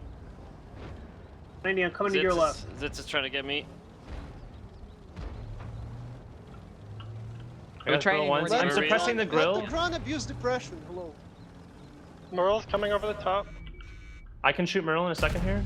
Nico, sorry, I gotta I'm be done. aggressive because I'm getting some shots. I'm just trying to stay safe. The other bat Delth is out in the open. Mariel's one shot. Can we finish Mariel? I can't, no. Critical hit on IS-7. Boss, I might be able to hit X-Soldier for you. I'm clipping. I cannot. I'm clipping, Cam. I'm clipping. Commodore's moving in. We're in a decent spot right here. I missed Grill, but he's low, Fosta. Yep. Andy, don't peek Andy, alright? I know. I bounced X-Soldier, Fosta. I might join Cam. Okay. Can you draw him into me? I bounced him. I'm gonna try. He's gonna have to crest for me. Okay, I'm holding a shot right on top of you. Mako's clipping. Mako's clipping. Thinks I'm loaded. I can't hit him. I can't hit him, Fosta. I'm looking for exits. I'm joining Cam, alright? Is it fine if I'm joining Cam? I just got able to get exits, but I can't get him because he's holding forever for you. Yeah, Commodore and Warbender should be okay. Just ignore the IS-7 as best you can. Hey, I have some aggressive bats in here. I might try to shoot down. No, we need help. We need help down here. There's 2 bats and an IS-7. Sure, I missed one. Shit, they're gonna you guys have 3. I have to hold here. There's 2 still. Mako's 10 seconds. Can you get back? Oh, God. No, I can't. I thought our bats. Would you like me to come help push this then? Bat, basically. Hang on, I'm coming in to help push, I guess. Pick up Zitz. Or Delph. Don't let them focus Mako's. Andy, you should just cover high. You're too low to do anything else. Nice. Alright, there you go. Hey, Ledif is almost here. Live, Makos, live. Makos, basically, yeah. I can't live. Hey, Cam, I'm gonna get in here and deploy. Yeah, Andy, just wait for Zitz to appear above. Oh, no, there he is. He's out wide. X-Soldier. I tracked Zitz. I tracked X-Soldier, rather. So the phrase... Well, I just said it and it totally just slipped my mind. The phrase, act first, ask questions later. Yeah. Just came to mind right there with the Warbender. Hey, can I push up and join these guys? Well, he was already sitting next to Commodore. It's like, yes, you can ask permission after you've already done the push. Okay, that works. And now this has gotten surprisingly close, because now it's 3-1. Can Commodore solo clutch? Probably not, as there are 3 guns left. And now another thing that Meadowhawk was worried about, throwing of games, happening right now. The opening scout run from Rude, making it all the way across 07's grounds. I mean, 07 has some work to do, but now, top tier showed up today, and they made the right plays, man. This isn't over. 278. Both these tanks for 07 are one-shots. Now, X-Soldier's doing the smart thing, opening up the second angle.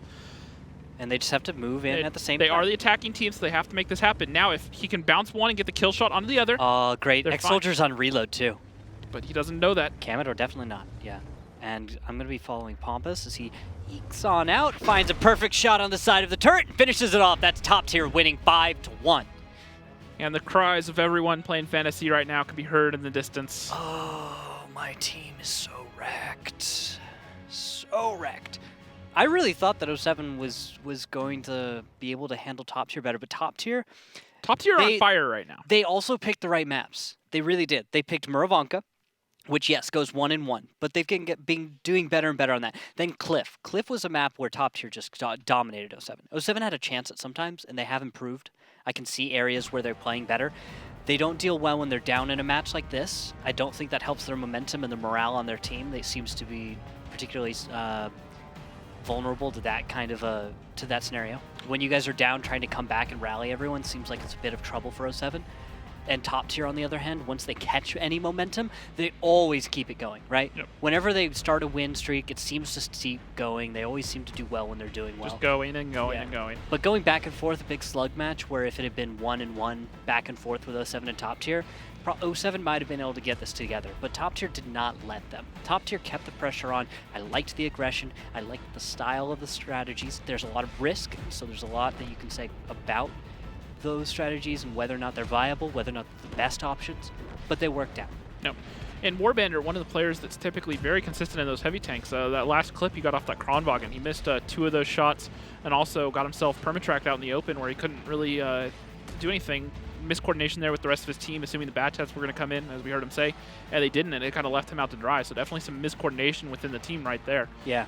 Looking at the fantasy points here, as well as just the damage from that game, Camador, not a common fantasy pick, doing 3,600 and 2 kills in that 1-1-3, 50 fantasy points, and then drops off a good bit after there. Exits 2,700, respectable. Rude Awakening down at the bottom of the RE251. The fact that he survived that battle as long as he did. That was the baffling part. He shouldn't have he should not have been able to cross over to the east side. That was absurd to me.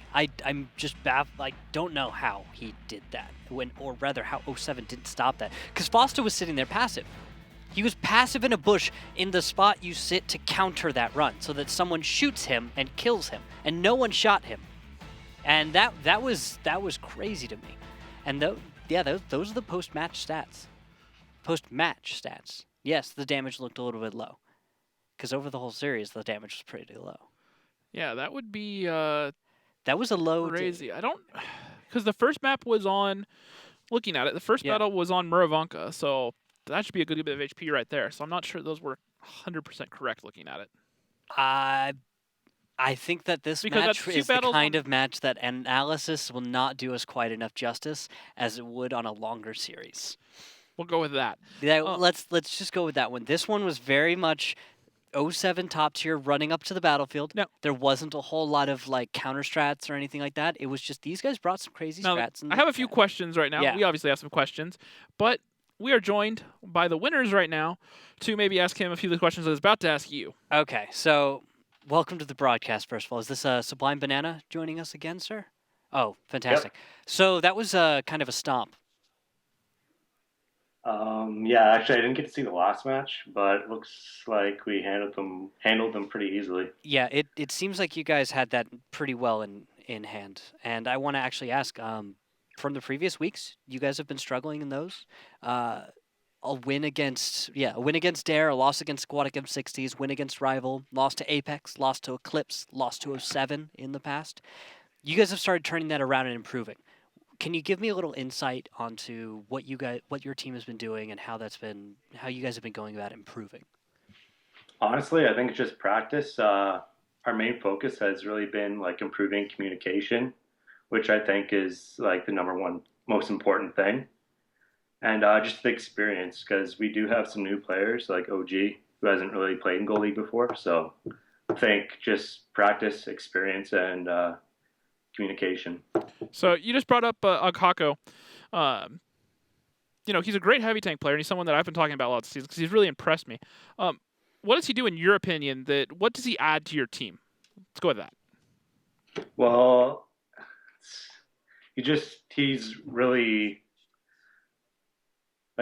good. Obviously, just like the mechanics of like angling his tank and just like the shooting stuff or like penning. But like sometimes you just need to know like when to play like more aggressive. And so it's like just positioning and stuff. Combination of consistency and reading of the map well is where you're going to. Mm-hmm. Okay. All right.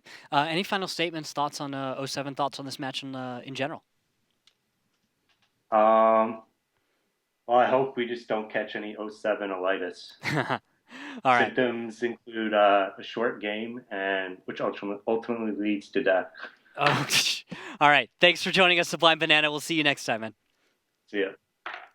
Absolute pleasure. Those guys put up a good show this time. Now, Top Tier 07, that match is now behind us, a 5-1 victory for Top Tier. But we're going to be ramping up and getting ready for Aquatic M60s versus Apex. Rock's final thoughts before we get show these guys a little video. Ultimately disappointed from 07. I do expect some better out of them. I think they didn't perform up to their ability that we've seen out of them this season. Now, with that said, Top Tier, they're really on fire right now. They played great. They really asked some questions 07, and 07 just kind of fell short. So ultimately, from Top Tier, my seal of approval. All right. Well, with that one, guys, we're going to get ready for our next match. And for those few minutes between now and the time we see you again, check out this video. Hope you enjoy.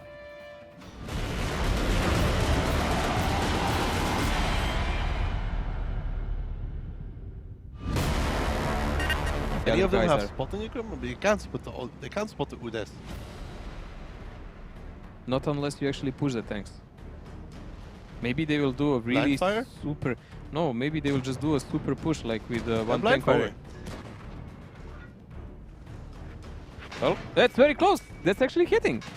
Oh, nice play. They hit him. They caught him.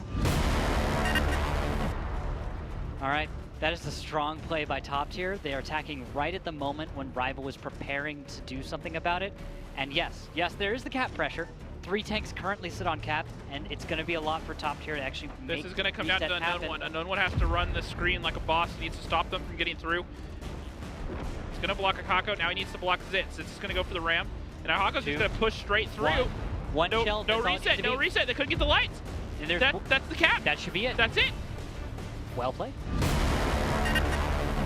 Тут вываливается у нас команда НСС сразу же на Анатолича, вливает ему дамаг, лоу-шо, Биовульф, нужно забирать Анатолича, и Нидин сможет немножечко пожить, но Нидин ушел в ангар, забрал его Кириллой. И просто начинают таять ХП команды Нави, 7371 против 8000, и начинается просто лобовая схватка, тут просто не разберешь, кто кому ломает лицо, минус Рина, делает лоу-шо, Just Cause уходит в ангар, забирает левша, просто возврат монеты, у лоу-шо остается буквально 112 хп, отпускает лоу-шо, дает ему перезарядиться. В итоге 5330 против 5800.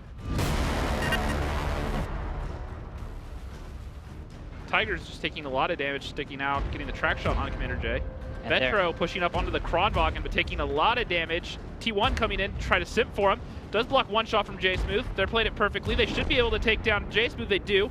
And they know that the Kronwagen's reloading, so they're going to force cap or pressure onto him right now as well. Vetro's low on HP. Knight knowing that, going for the ram. Vetro smartly backing off, and now both the Batjets are reloading, and now it's the Kronwagen turn to get shots off. At the moment, Kazna crew have 3 Batchats still on full health at the moment, and Gunners might still survive here. They might still do this, but no, Stefan's got the jump onto Saigo. Ders is charging around in the middle here. Looks like they're going to go after the E5. Ders is going to go after Storm at the moment, and Rico gets the kill on Diplomat. Ders and Storm duking this one out. Ders should win it. One more shot, and that'll be killing Storm. And it's go 3-4 at the moment. What can Artie do? You need to connect the shot. He does! Danny there with the kill on Ders. What a shot! Haiba likely to get the kill on Danny here unless Danny can point blank shotgun him with the Artie. Now Haiba's just a little bit curious. Unji is still not in a position to be able to help Danny. And really, would he help Danny at the moment? Because then Enrico could get jumped on by Stefan and Vet. So Danny sees Haiba. Nice him! Danny with the point blank shot into Haiba's face! Vetso takes damage as well from Enrico. Vetso's running. One more shot from Enrico. Can he do it? Unbelievable. Vetso's down into... Oh no! Vetso! What a misplay! You killed yourself down the helmet! No! And that's it! That's it! And the kill from Munchie! Oh! Gunrunners do it! Gunrunners win that one! 5-4! And that, Gunrunners, was well deserved, lads. He Very didn't well deserved. just kill himself, man.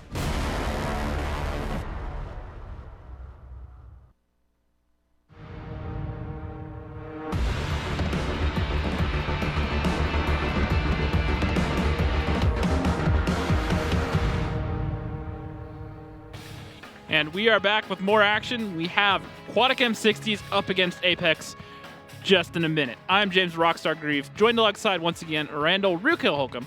We just watched Top Tier, for lack of a better word, completely destroy 07. Yeah, that's about it, right? And something we didn't talk about, though, is the standings and the implications. That essentially was a 5-point match because 07 are right behind top tier. That is now 5 points that 07 have to do to pass top tier. Now, 07 are still in a playoff spot. They're still in that 6th place seed. But that's also going to be a huge help to Valence, who are sitting 4 points behind them right now. Yeah, they need every little bit of help they can because that team has had a real problem trying to put points on the board.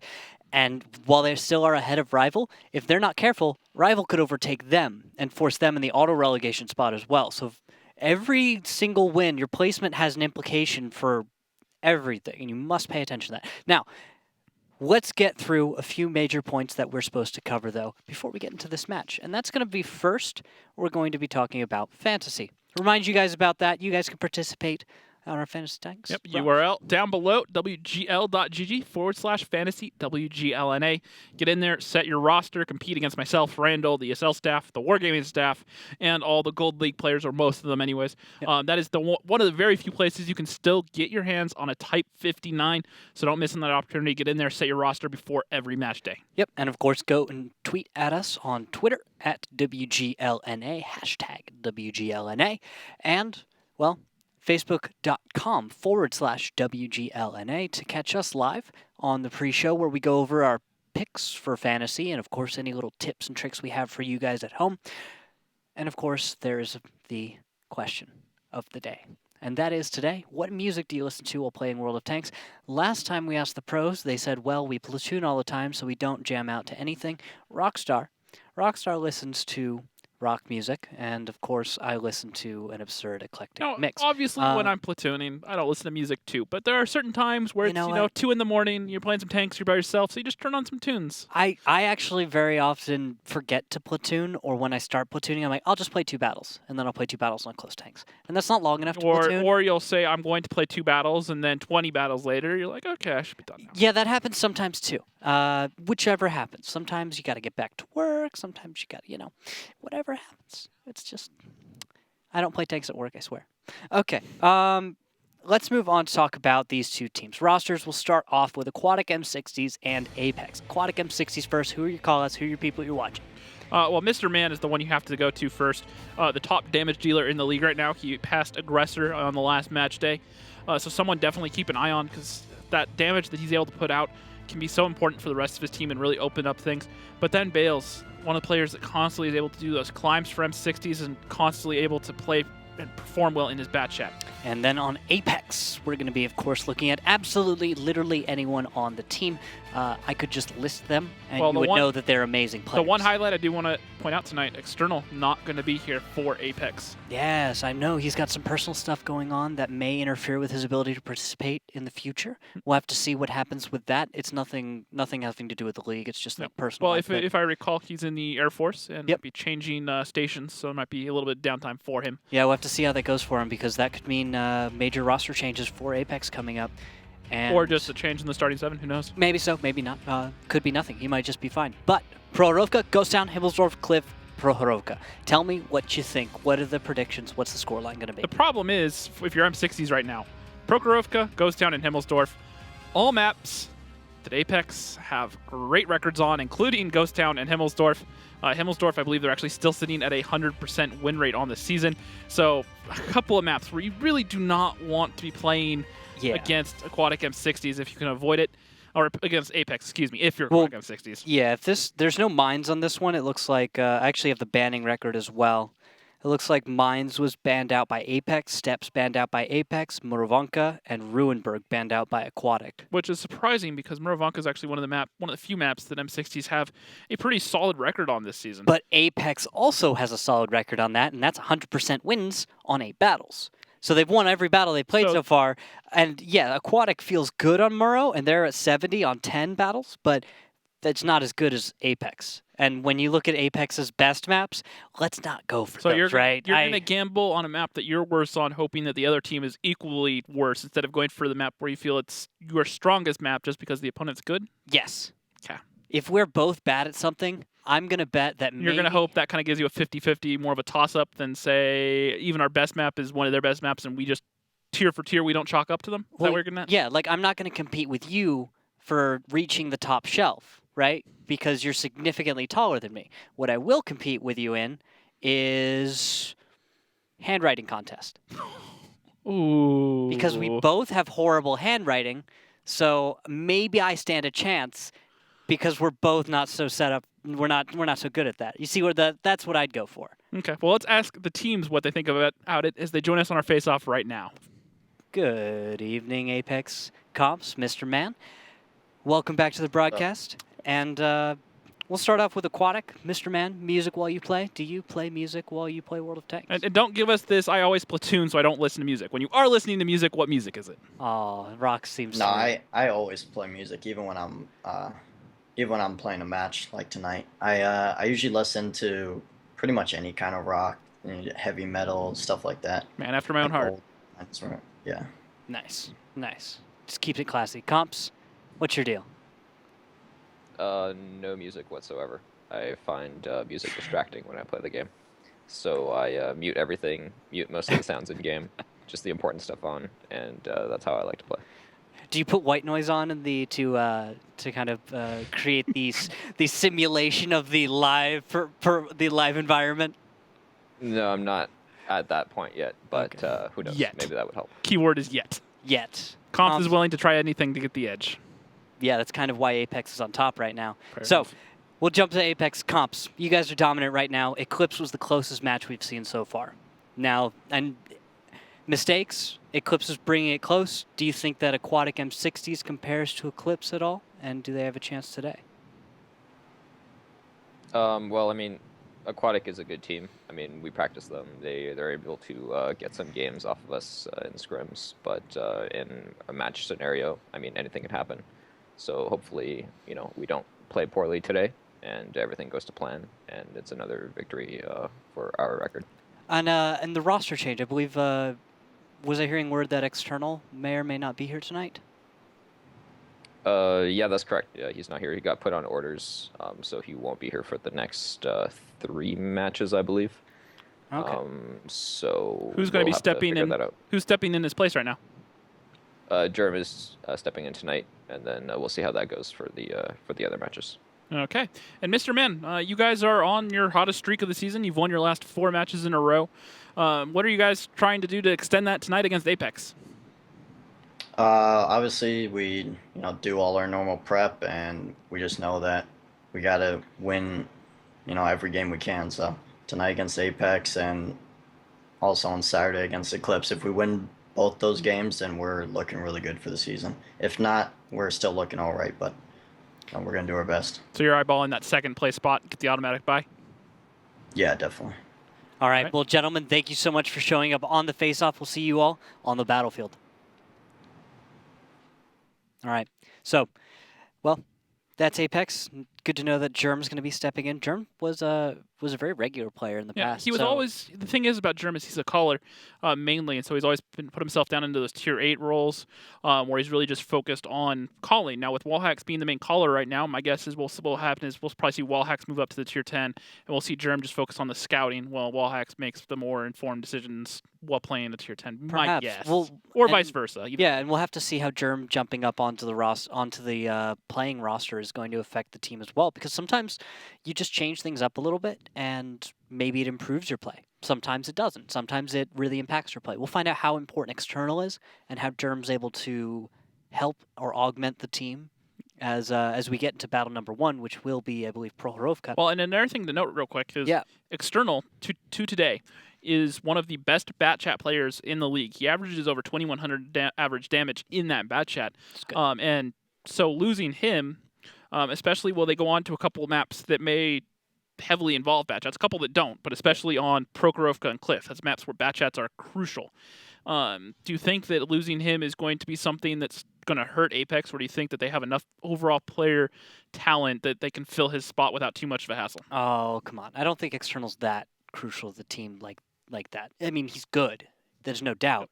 But you've got a roster like Apex has got, you're going to be able to bring German, and Germ's probably going to perform. You've got Dodoma already. My point is this, right? and that's what I was getting at. Yeah. My point is this. If you take, say, Ledif away from 07, that's going to hurt the team. That's the superstar player that they're going to lose. Yeah. You just go look at Apex, you take away any one of these players, even what you were to take away, say, Dodoma or Ox Mathis. Does it really hurt the team? Yes and no. It can absolutely hurt the team. Maybe there's one moment where it's a very open-ended kind of a scenario. It's like we shall see whether or not he makes a change, whether or not him leaving is going to force Apex to lose or drop a few battles. Well, let's go ahead and find out how badly losing External will hurt them or if it won't at all. Prokhorovka, one of the first maps in the game. Teams start at the regular spawn points as they do in standard battles. Bases are separated from each other by the railway, so the defending team has to choose whether to send their vehicles to the left side, playing them in the centre, or to the right of the railway, occupying the hill and a part of the village. The attacking team usually attacks the first base. However, the teams often go for face-to-face confrontations, 7-on-7, in the hilly terrain at the centre. That's why both teams frequently use vehicles with good gun depression angles and sturdy turrets. And I was wrong. Apex is going to be Germ in one of the 3 bat chats they bring. 2 grills into Doma and God Emperor Brett. Ox in the i7 and Wallhacks down in the RU-251. M60s, an i7, a Kronwagen, 3 bat chats, an STRV 103B, and Marsh coming in the RU-251. All right, Marsh is going to go for an opening scout run. It's going to be counter to Wallhacks, and Marsh is going to take 900 damage to start this one. Wallhacks is going to chase this down. He's going to make sure he goes down. And he understands that it's not risky enough because Marsh just looked around and noticed that he doesn't have any friends around to help him, which hurts a lot. And down he goes to Wallhacks finally. Good stuff there. Good pick from Wallhacks. Rest in peace, his friend. We don't credit Wallhacks enough for his overall tier 8 play, but he really handles himself a lot of times. Yeah, well, that's right there. You got to give it to him. He set the team up, the opening scout run. They predicted where the other scout was coming from. Marsh did not have as good a jump as Wally did. Wally gets there first. He gets better spotting. He's able to get himself to the safer position sooner, and so he doesn't take 900 damage. But because he's there first, Marsh doesn't have a chance. Marsh kept going with his scout run, which is, by the way, the risky move that you're making there. So he decides to keep going, and he paid for it. That was his choice, and it didn't pay off very much. We're going to have to see how Aquatic's able to deal with that. Apex is going to be in the lead right now. They're going to be able to set the tempo, and Aquatic's going to have to react to that, because right now they have no control outside of the northwest quadrant. And, well, the question is now, like, what's Apex's next move? What are they going to be going for? And if Ox Mathis in the middle here can put any damage out towards Felix in the Kronwagen or into that IS-7, Feel My Potato, out in the east side. Well, as Haka showed last game, an IS-7 versus a Kronwagen hold down, hitting that shot, there's an extremely tight angle that you can hit. But the problem is that IS-7 gun can be trollish, for a better lack of a better word, and it can be difficult to land on. So I don't know that I'd really want to count on that IS-7 doing damage onto the Kronwagen in this situation. All right. Well, while we have a moment, and while Apex is trying to figure things out, let's go ahead and take a listen in with them, see what they're up to, and see what the plan is. Get ready to shoot both the I-7 and the Sturv. We don't know yet. I got lit, so there is someone on the 6 line. Okay. I back the I-7 I can go up in E0. I can do that. Go ahead. I-7's trying to HE me. Get closer.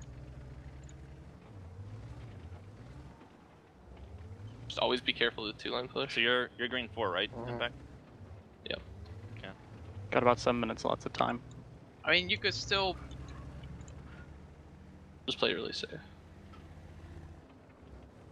Check Tron is still getting spotted. I had side shots on his turret. Of course. Got my gun. Okay, if that's clear, then that means the grill has to move over here to get a shot on A8. Okay. You know what I'm talking about? Not the exact position, but There's a lot of houses. Just pick a house. I'm not getting lit. I'm going to get in the bush. You should be in that square. Yeah, I'm gonna stop at this house up here.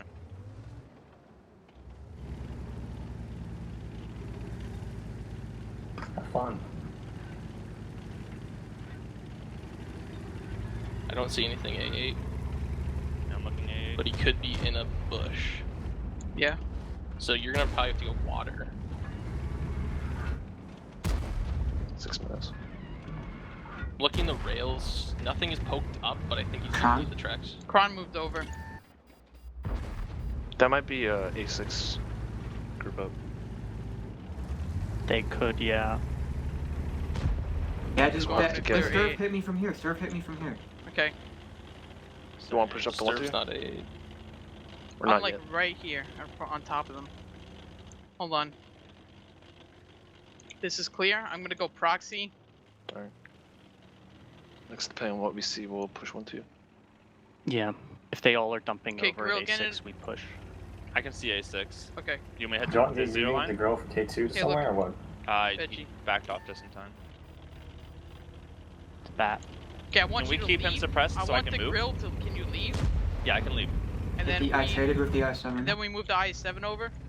You Oh, keep him lit, you I want me to can head fight him. K line to the K1 or? Okay, well, if we get damage on Veggie, this is good. Where do you want me to head? Just get ready to cover. Cover the mid and Just keep A6. him lit, I can farm him there, he's just sitting there. Okay. You're sure the stir was at A6 earlier? No, he shot Ox. Okay. He's a probably one-shot, moved one-shot, Veggie's a one-shot. There you go. Nice Okay, try. there's the stirb. There's stirb. They might push down the 1-2 now then. Well, there's Or only an two A-line. bats. Or an They- A-line. Watch out, they might just push over on me. Yeah, there's only 2 bats on the 1-2 line. That's the max. I'm clipping Wally. Well, you'll see Yeah, them but coming, it's still right? dangerous. You'll see them coming, right? Yeah, I should. Okay. 4 minutes. He's just gonna be sitting in that I'm bush. just gonna We stay need over somebody here. on The cap. I7 Get the again? grill on cap then. I7's half health. Okay. Heading I towards can cap. hit the Kron in a second. Oh, he's running away. What the fuck? Why'd you go change over? Because Okay, they get- have to push 1-2 line and they need Get two extra on, get guns two on. to win this. They don't know Wally, where I'll us take three your are. spot. You get on. Yeah. Go. If you guys get 2 on their... Oh, Bet. Nice. good kill. Okay, counter. There's another counter, bat behind him. counter There's push, another bat counter behind push. him. We're in Copies blocks, out, man. Nets. He shot twice. There's no shots. I've He got shot twice 4. already. I'm just, He shot that's 3. 3. 4. Serve will is be still in the supporting. back. He's still in the back. 5. He He's shot at going. me. Go. Yeah, Kill. I'm going full speed. You could cut it. You don't have to push this. We could kill these guys. I have a broken gun. There's You the can stir. just kill. You can just kill this bat. There's fails. That's true. I'm not too. stopping yet. Stir's I know he's looking clipping. me. Stir's coming A line. Can we get shots on him? Yeah, if you light him. Dodo, I didn't pick your fantasy. Hit him. Oh, he fucking lit up as I shot. I only have 4.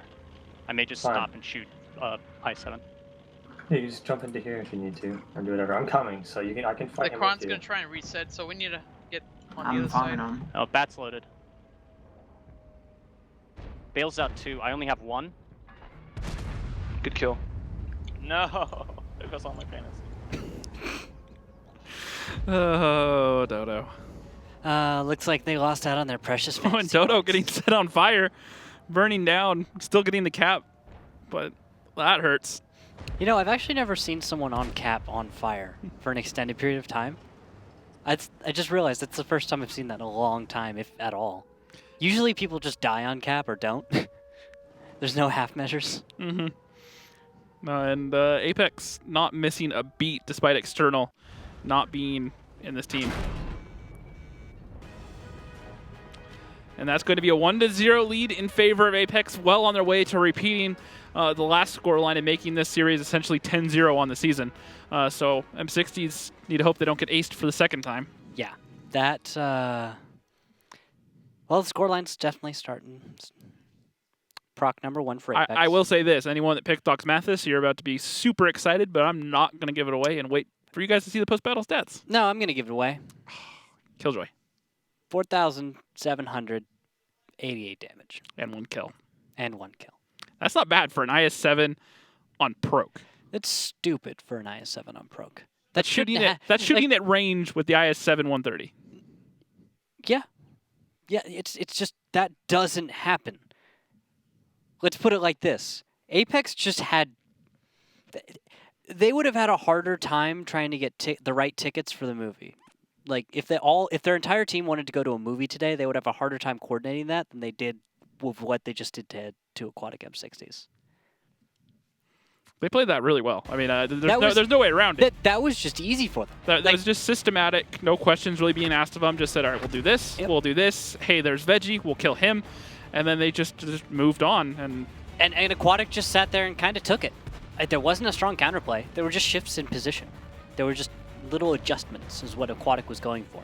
What they weren't really hitting on was that Apex had the entire map to play with.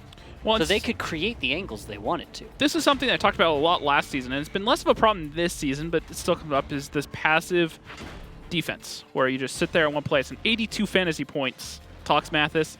Mr. Man putting up 83 of his own. Not too bad there. Got a couple resets on base.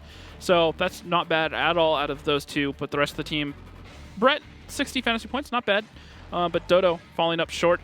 Germ also on the front page, not bad there, despite stepping into the lineup for the first time all season. Wallhacks, majority of the cap points, 132 fantasy points in that RU 251. I don't even know what to say, Rox. I don't even know what to say. It's going to flip sides, and now Apex is on defense. Well, the one thing that I want to say is, I talked about the passive defenses a lot last season. And versus these good teams, when you give them time, you don't have any sort of secondary play, they just don't work. And, there wasn't really anything creative there out of M60s. It was a very standard defense, standard rotations, just picked apart one by one. And the second that one tank went down for M60s, it just had the snowball effect. You take a snowball, you roll it down a hill, it just becomes bigger and bigger. It's exactly what happened there. Yeah, or I kind of just thought they were an autopilot, That also looked like it. Yeah. And, whoa, M60s, 3 Kronwagens, 2 Batchets, an STRV 103B, and Felix in the M40, 43. Apex coming out with an IS-7, 4 Batchets, a Grill 15, and an RU 251. Okay. So, nothing crazy there. Apex is playing very standard for themselves, but the 3 Kronwagens, your thoughts? Where's that going? Just to the mid? I would not be surprised to see some sort of, well, bringing the artillery makes me second guess this, but if I just saw 3 Kronwagens with this lineup, I'd assume they were going to go for something crazy aggressive, get on that opening ridge, look for shots, really take control of that middle, try to get that maybe that I-7 out. They have the heat shell, so if they work that middle ridge, they could just fire into his upper plate without too much problem. And just between the 3 of them, that should be enough to kill him, even if a couple bounce. However, they're setting up in a much more standard defense. They have 1 Kronwagen over at K2. The STRV trying to get up on the boost at K6 that we saw Germ doing last game. And Wallhacks sitting in the low ground also at K7, looking for some shots. While M60s, or Apex, excuse me, running a trap at this point. They have the 3 Batchets in the low ground at C8. Just sitting here, waiting for the rotation out of M60s, maybe trying to catch someone out that doesn't check all the angles. It's a trap. That's what it is. This is a hard counter from Apex. What they're going to be going for is defense against Aquatic M60s, attacking or sending a scout up on the east very early on. This is a very meta strategy, you could say, in which case this team is trying to counter out Aquatic M60s based on the common strategy that almost every team goes for when they're spotting the east side of the map. Well, let's go ahead and listen to how M60s try to break this down and if they can figure out about the trap that Apex are running right now. Veggie, get in this finger. Okay, you can do your work now. I'll be loaded in time. I'm actually going to aim like D8 in case I have a guy in one of those bushes.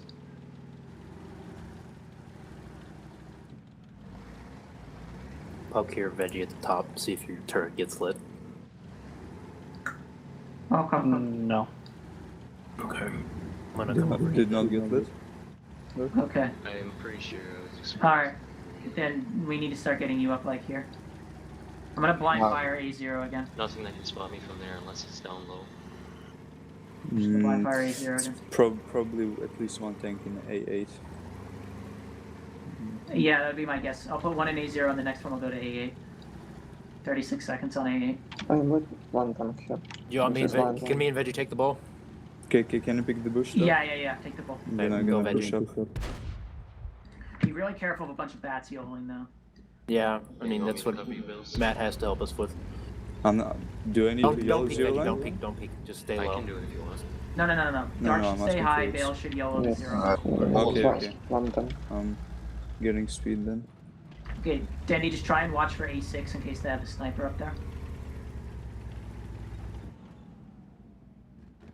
I'm looking A8, but I'm gonna hold my shot until you tell me you're lit from there, Bales. Were you guys lit going into the bowl? No.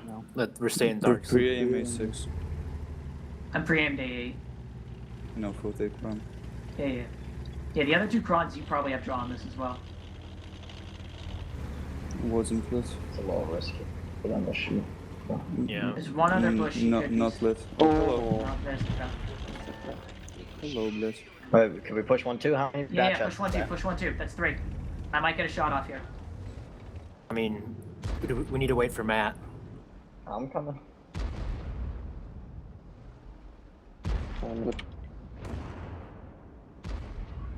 Get up here and farm off us, man. As That fast as was possible. pretty good trade. Yeah, it's actually a pretty good Nice, trade. nice, nice, I'm gonna nice. move over to the 1-2 line. Dark, just try not to get YOLO'd. Like, try and... Green. Dark. If Get able high. to, I'd even Get come high, up. Matt. Get high. I don't think Get they're high gonna and rush him. I don't think Yeah. they are 1-2. Honestly. I mean, Wally might be over here. Not lit yet. I think it's like, I think Ox is in I'm here. lit, and lit, he's lit. gonna- Okay. They have something, probably a brew. Green A6. Okay. Left side or right side? Maybe also, right. They're gonna try and YOLO you, Dark. I think you gotta run. I'm not gonna get out. I don't think. Do we want to push A6? Can we get Yes, the Kron yes, high? yes, and yes, okay. yes. I'm lit again. It's going to be the RU and A6.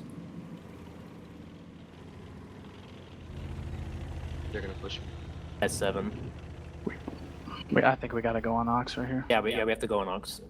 Then they can help us too. I'm gonna aim on the 0 line for when they come around on you. Just try and Get get the a track grill. on them. Try and get a track on Germ.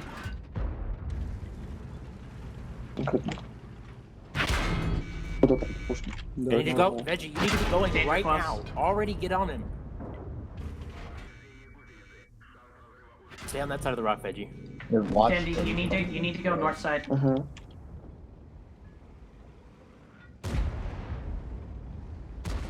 Why we That's cannot a kill 5 the seconds. S7? Because I'm dead. I They have a see grill that, sitting behind him. I'm lit. They got a guy into south. And he high rolls me. How much longer to load? Just stay safe from the grill if you can. There's a batch, that's the problem. No, I'm telling Marsh. Or Veggie, I mean. Nice. Fuck. Alright, Rox, well, it appears as though Aquatic M60s is left with 2 tanks after their attempt. I like what they were going for. The problem was Apex were running essentially a hard counter. They were set up with the trap. They were ready for a push down the 0 line. If Apex had been running a more standard defense, something a little bit more split, some tanks at A3. Maybe not Kronwagens in all the cases? No, I actually don't mind the Kronwagens from M60s. If the strat played out the way I imagined they were trying to go for it, get some tanks up on the 0 line, box the tanks in at A6, and then try to get some eyes on them. What you can then do is use these Kronwagens to get multiple clips off along that ridge safely into those tanks at A5, and you might be able to get a couple picks right then and there while we're working that gun depression. The problem is just the way it ended up breaking down for M60s is Apex just didn't have the tanks in the position for that to work. It's one of these situations where this strat will work great if they do the standard thing. The problem is Apex definitely changed it up because you can tell they have a little bit of respect, at least for M60s, that they're not doing the same thing they did their last match day where they recycled the same strats over and over again. Yeah, that was what I was looking for when I was watching it as well, because after Eclipse getting countered like they did at a few rounds, they realized it's time to switch it up. So yeah, go for that. Aquatic's not ready for it, and well, that's going to be the second one in a row for Proc. And what this does is this essentially makes it so now teams facing Apex, they go, all right, well, they've been running this all season, but then they changed it up and they did this. And so now that adds a second layer that an opposing team has to worry about and take into effect, or, count into effect. Are they going to do this? Are they going to do that? It's not as easy as it was for Eclipse, where they go, all right, they've been doing this all season. They're probably not going to change it up. If we see this, then we can just go for it. We know what they're doing. This is going to start making people ask questions. So all Apex really have to do is maybe do another match day where they change it up a little bit, and then they can go back to what they were doing before, and it's going to be just like no one had ever seen it before. Yeah, they just keep all of these plays in their playbook, and whenever they come up against something they're expecting to get countered out, just bring out a new strat. Overall, though, Apex is looking good in the series. They're already 2 up, and they have every reason to keep this momentum going as we're about to head into Ghost Town next. And Rockstar, Ghost Town, let's talk about that. How do you think Apex fares against Aquatic? Well, if you just want to look at numbers, I think this speaks volumes. Apex, 13 games on Ghost Town, 84% win rate, one of those losses coming against Eclipse. M60s, 3 games on Ghost Town all season, 1 for 3. Yeah, so just looking at the numbers right there, if you want to go off of just numbers, just numbers, you have to give this one to Apex. So Apex should win this one. Probably they should be able to take 2 battles is based off statistics? I have not seen anything in M60's play on Ghost Town or out of anything out of Apex right now to make me think that this is going to be any different than normal. Okay. Well, wait. What's normal with Apex? Dominance. Okay. 5-0ing people. I just wanted to check. I just wanted to make sure our definition of normal with Apex was the same because Apex have 4 5-0 wins on the season, and they have 3 5-1s on the season, and one of those last 5-0s was previously against M60s. So complete dominance. The closest they've come to is that overtime win against Eclipse, where Eclipse really pushed them in. And then one thing to remember is that Apex, of all the losses they have on the season, of all now 10 of 10 round losses, 7 of those come against Eclipse. Only 3 of those go to teams outside of Eclipse. That is the sort of dominance that Apex have on this league right now. What do you do about that? How does Aquatic can't even approach them right now? What you have to do is you have to do what we saw Deja Vu do last season, and just do something so unorthodox, so out there, so crazy that Apex just doesn't have a good answer for it. Now, those strats can backfire on you terribly because one little thing goes wrong and it's game over. Those usually don't work in the long run at all, though. Well, it's not a thing you want to do every game at all, but you're going up versus Apex, you throw something standard at them, doesn't work. All right, guys, we have nothing to lose. We are going to, I don't know, let's top tier just it up on mines. Yeah, just go for it. Just simply go for it. Best direction is forward, as you like to say. Find something crazy, do something different, maybe something you ran once in some scrim that you just tried and it worked terribly, but what do you have to lose right now? Well, nothing to lose, but your timeouts. Both teams have lost theirs as they both, one after the other, call a timeout. So nice extended break from Battle 1 to Battle 2, or rather Map 1 to Map 2. And that's why we're waiting around for just a moment, because both teams felt like they needed a little bathroom break or something. Why do you call 2 timeouts in a row? For me, it doesn't seem like you need much more than that minute. Save your timeout for later in the series. The only thing I can think of, and I don't by no means think this is a legit reason, but Germ stepping into this lineup after a while, maybe wanting to be refreshed on the strats before they get into it, make sure that they get this 4-0, get a nice comfortable lead. Just hey guys, I didn't show up for practice the that other one day. time when we played Apex, or Blast Scrim, I don't know what we're doing. Yeah, it's like, guys, I don't know the strat. What am I doing? You're doing the jump, the most important part. Yeah, now the reason why I would say that's probably not it is it's Germ. He played all last season. He's anyone on this roster, even Drynets or even Comps showed that he can step into this lineup and play just fine. Well, so I really don't think that's it. Well, no. You do need a refresher on the strat, so I think you're right there. He might need a refresher. But Alt-tab 10 seconds while he goes, hey, here's the strat sketch link. There you go. And Germ can look at it. He's a caller. He'll understand exactly what's going on. You just say, you're that one bat chat up there. Follow the lines, and you're going to figure it out. Yeah. I can see that. Is Wally the kind of guy, do you think, that draws a bunch of lines and does descriptions and says no, he just puts points on a map kind of a guy? No, Wallhacks is loud. He says, this is what I want done, do it, and expects everyone to listen and do it. All right, well, here's what we're going to do. We're going to get ready for battle number 3. Ghost Town. The first absolutely symmetrical map, made especially for 7 versus 7 games. The teams start the battle on opposite sides. There are numerous ways to attack here. One of the bases is located in the central square, the other one at the top of the city.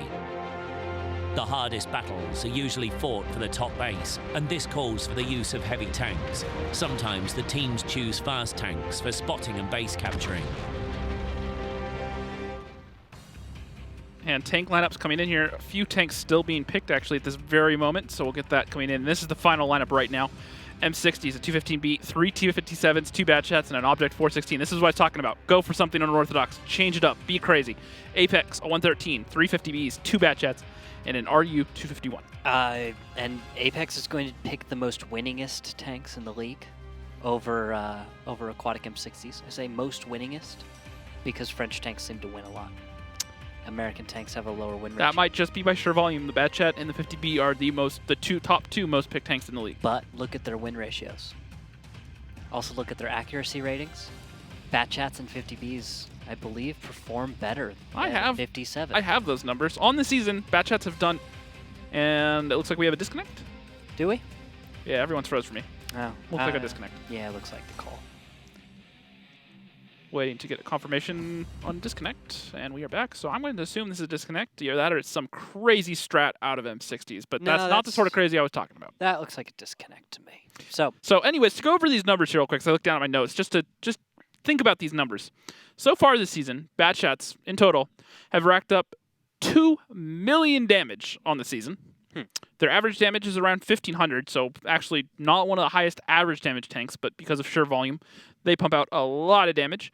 They have the most sniper damage done in the league, so damage done at above 300 meters. Yep. Only 0.8 on average kills, so don't even average a full kill a game. So But accuracy, compare that to the American tank. the hit rate, The 50Bs to the 57s. well, hit rate comes out at a 79% for the 50B. Yep. Finding the T57 on this list somewhere all the way down here, 78%. So actually dead even, 78 to 79%. Okay.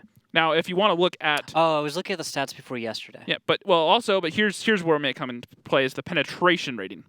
82% of those shots that hit for the 50B penetrate. Okay. Where only 71% of the shots from the 57 penetrate. So, little variance there. And once again, look at these numbers. This is at a microscopic level. This is maybe 1 or 2 extra shots through the whole season that's missed. Could over every match, you know, 1 or 2 shots over that's every not going to match. throw everything off, because with enough 50Bs, I feel like the 50B stats are solid, right? You have 1 heat shell a game for a 57. Every time 57 brought fizz out on tracks or something. Yeah.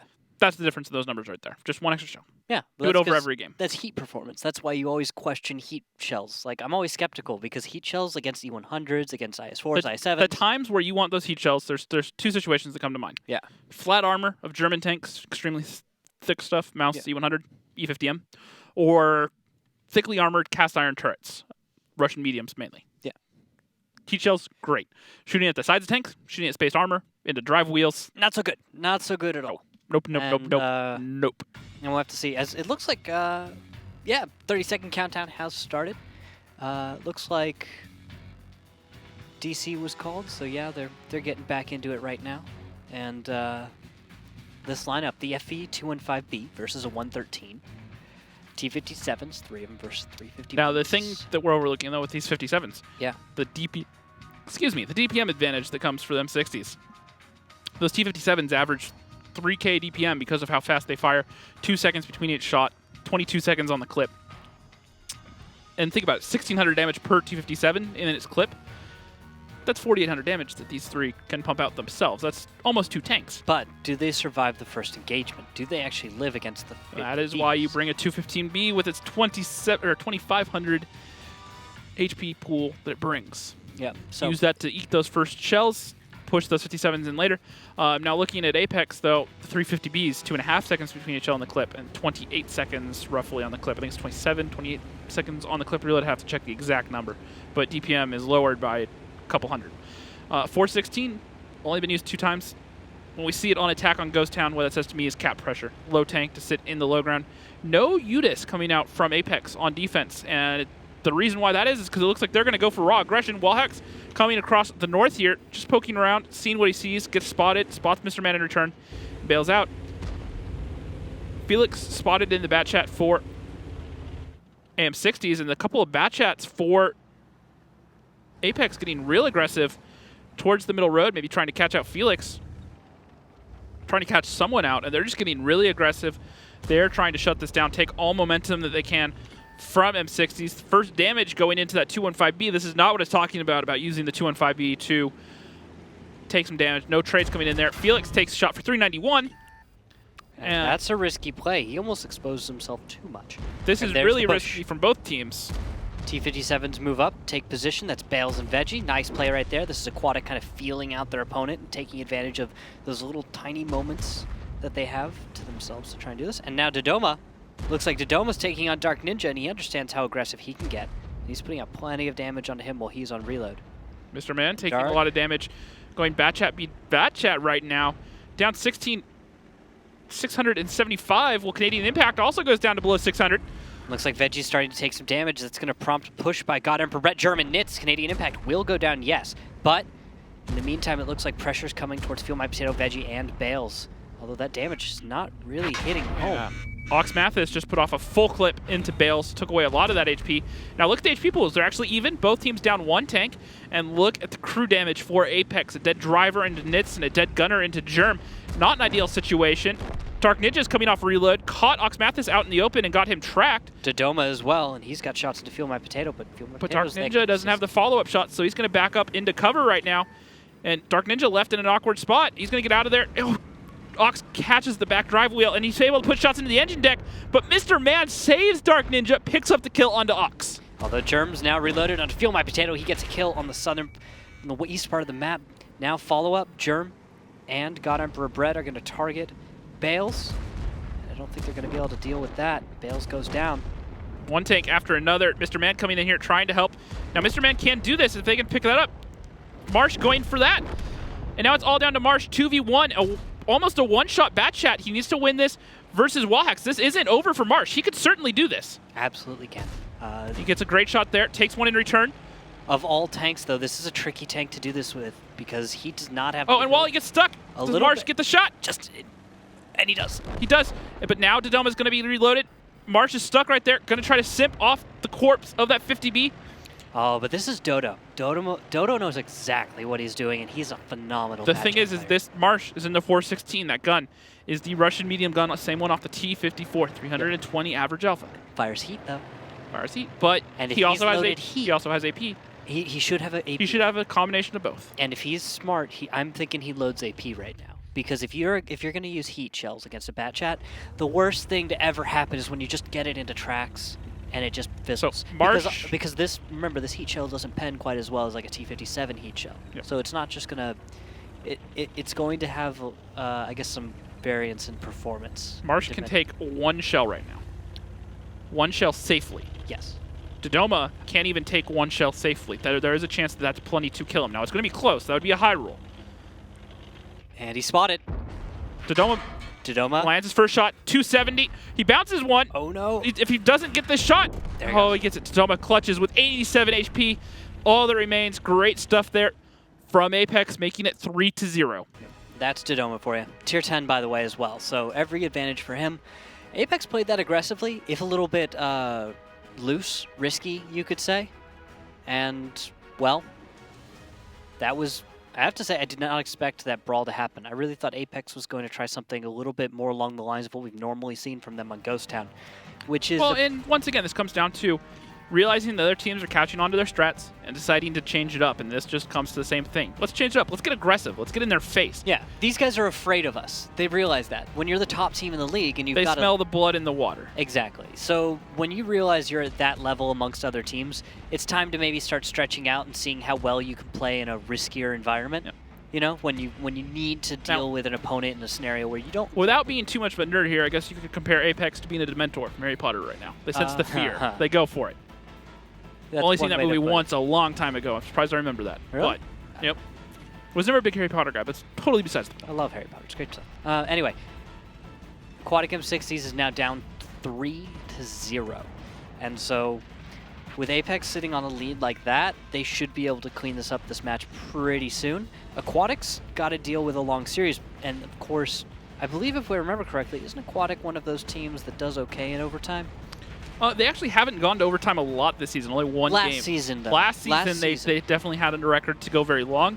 And they also played mines very well, but that's not even in the map pool tonight, so that's something that's not even going to help them. And looking at their map pool, they don't really have anything outside of mines and Morrow that really stick out as far as outliers. Everything else they've just been pretty mediocre on this season. If you want to talk about strong spots, Himmelsdorf, or not even Himmelsdorf, Steps, their defense, 75% over 4 games. But other than that, they've played... The thing about M60s in their map pool is they've played pretty much everything a little bit, but only a couple maps have they played a lot more than others, and that comes down to Prokhorovka, Himmelsdorf, and Morrow. But even then, that's not really that large a sample size compared to some of these other teams. Yeah. All right. Well, we are just now getting into the countdown for battle number 4. This is Aquatic M60s defending against Apex. Mr. Man, Dodo, and Ox Mathis, the only savior for pretty much everyone's fantasy team today. Yep. Because there was not a whole lot of points in that first game.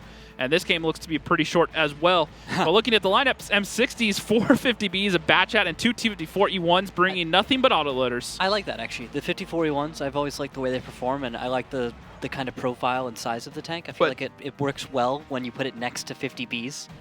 It looks almost like a mini 50B. What may come into play here, though, for Apex is 3 50Bs, 2 Batchats, and what I was just about to allude to, the 2 WZ-111 Model 1.4s.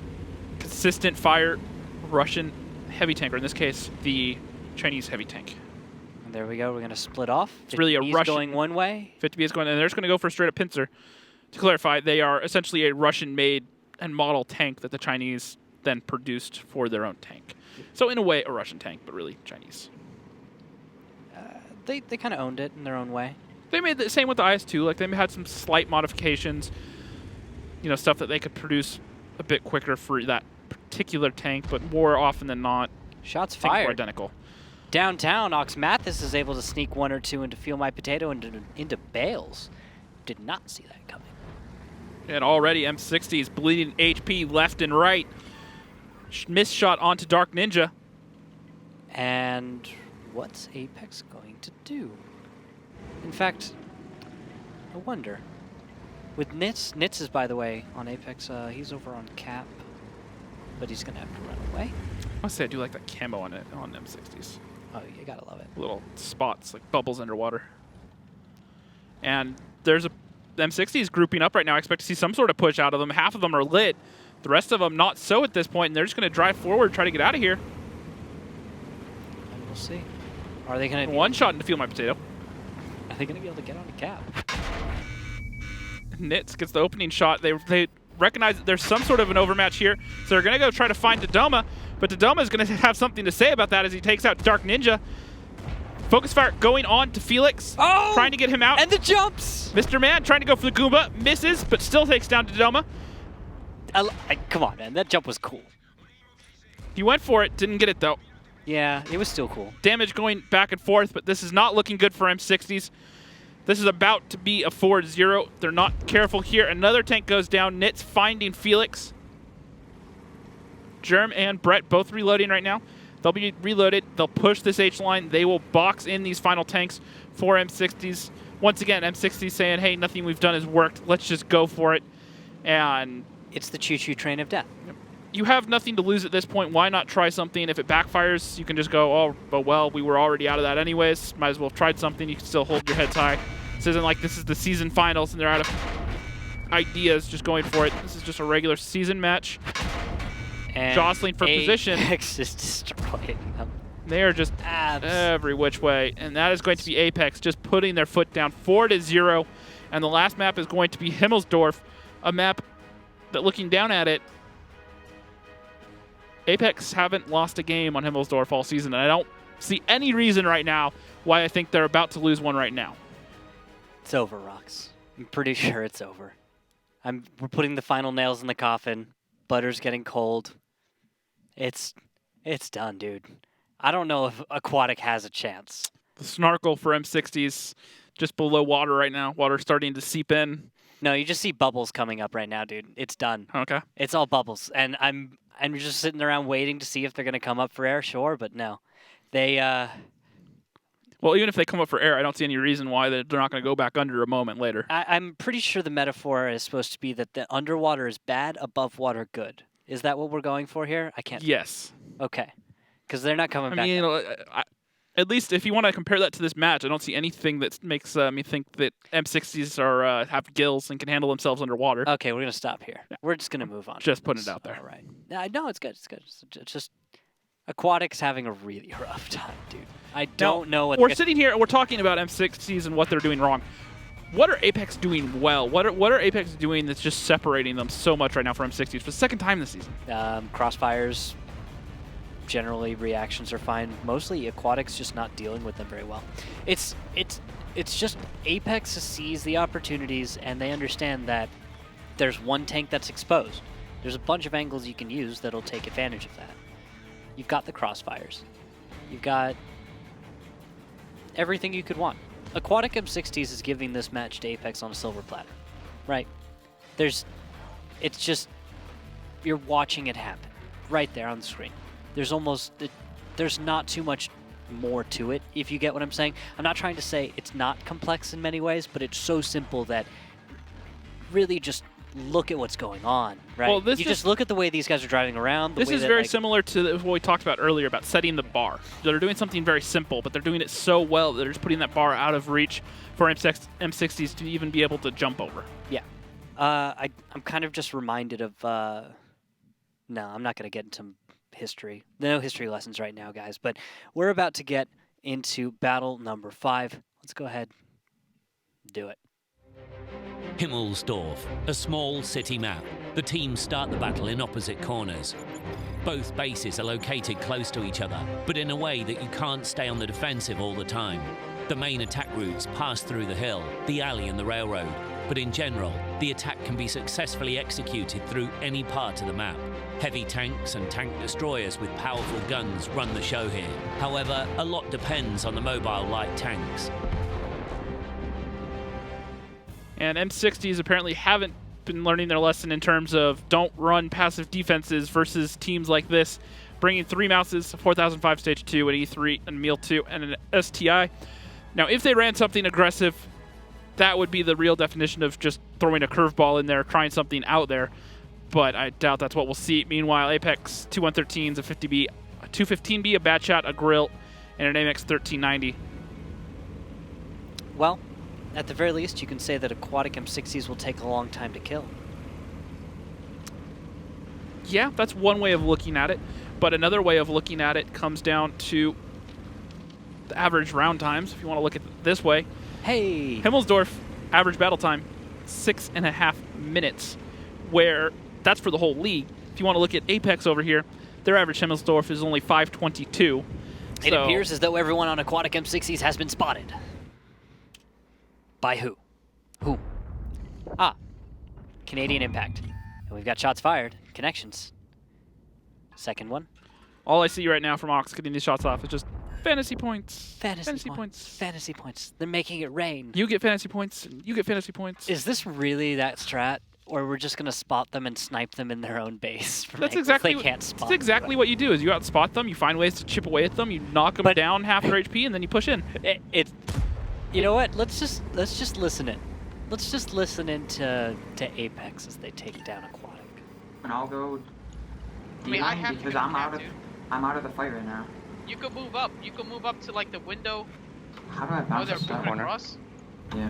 That's clear. Guys, set up. Their main way to deal with this is they will push across B-line. I'm going to the wait. Why is this coming? Why is this coming? Get ready to track. Get ready to track. Go for the tracks. Didn't get it. Got it. Good damage, Got it again. Don't have an angle.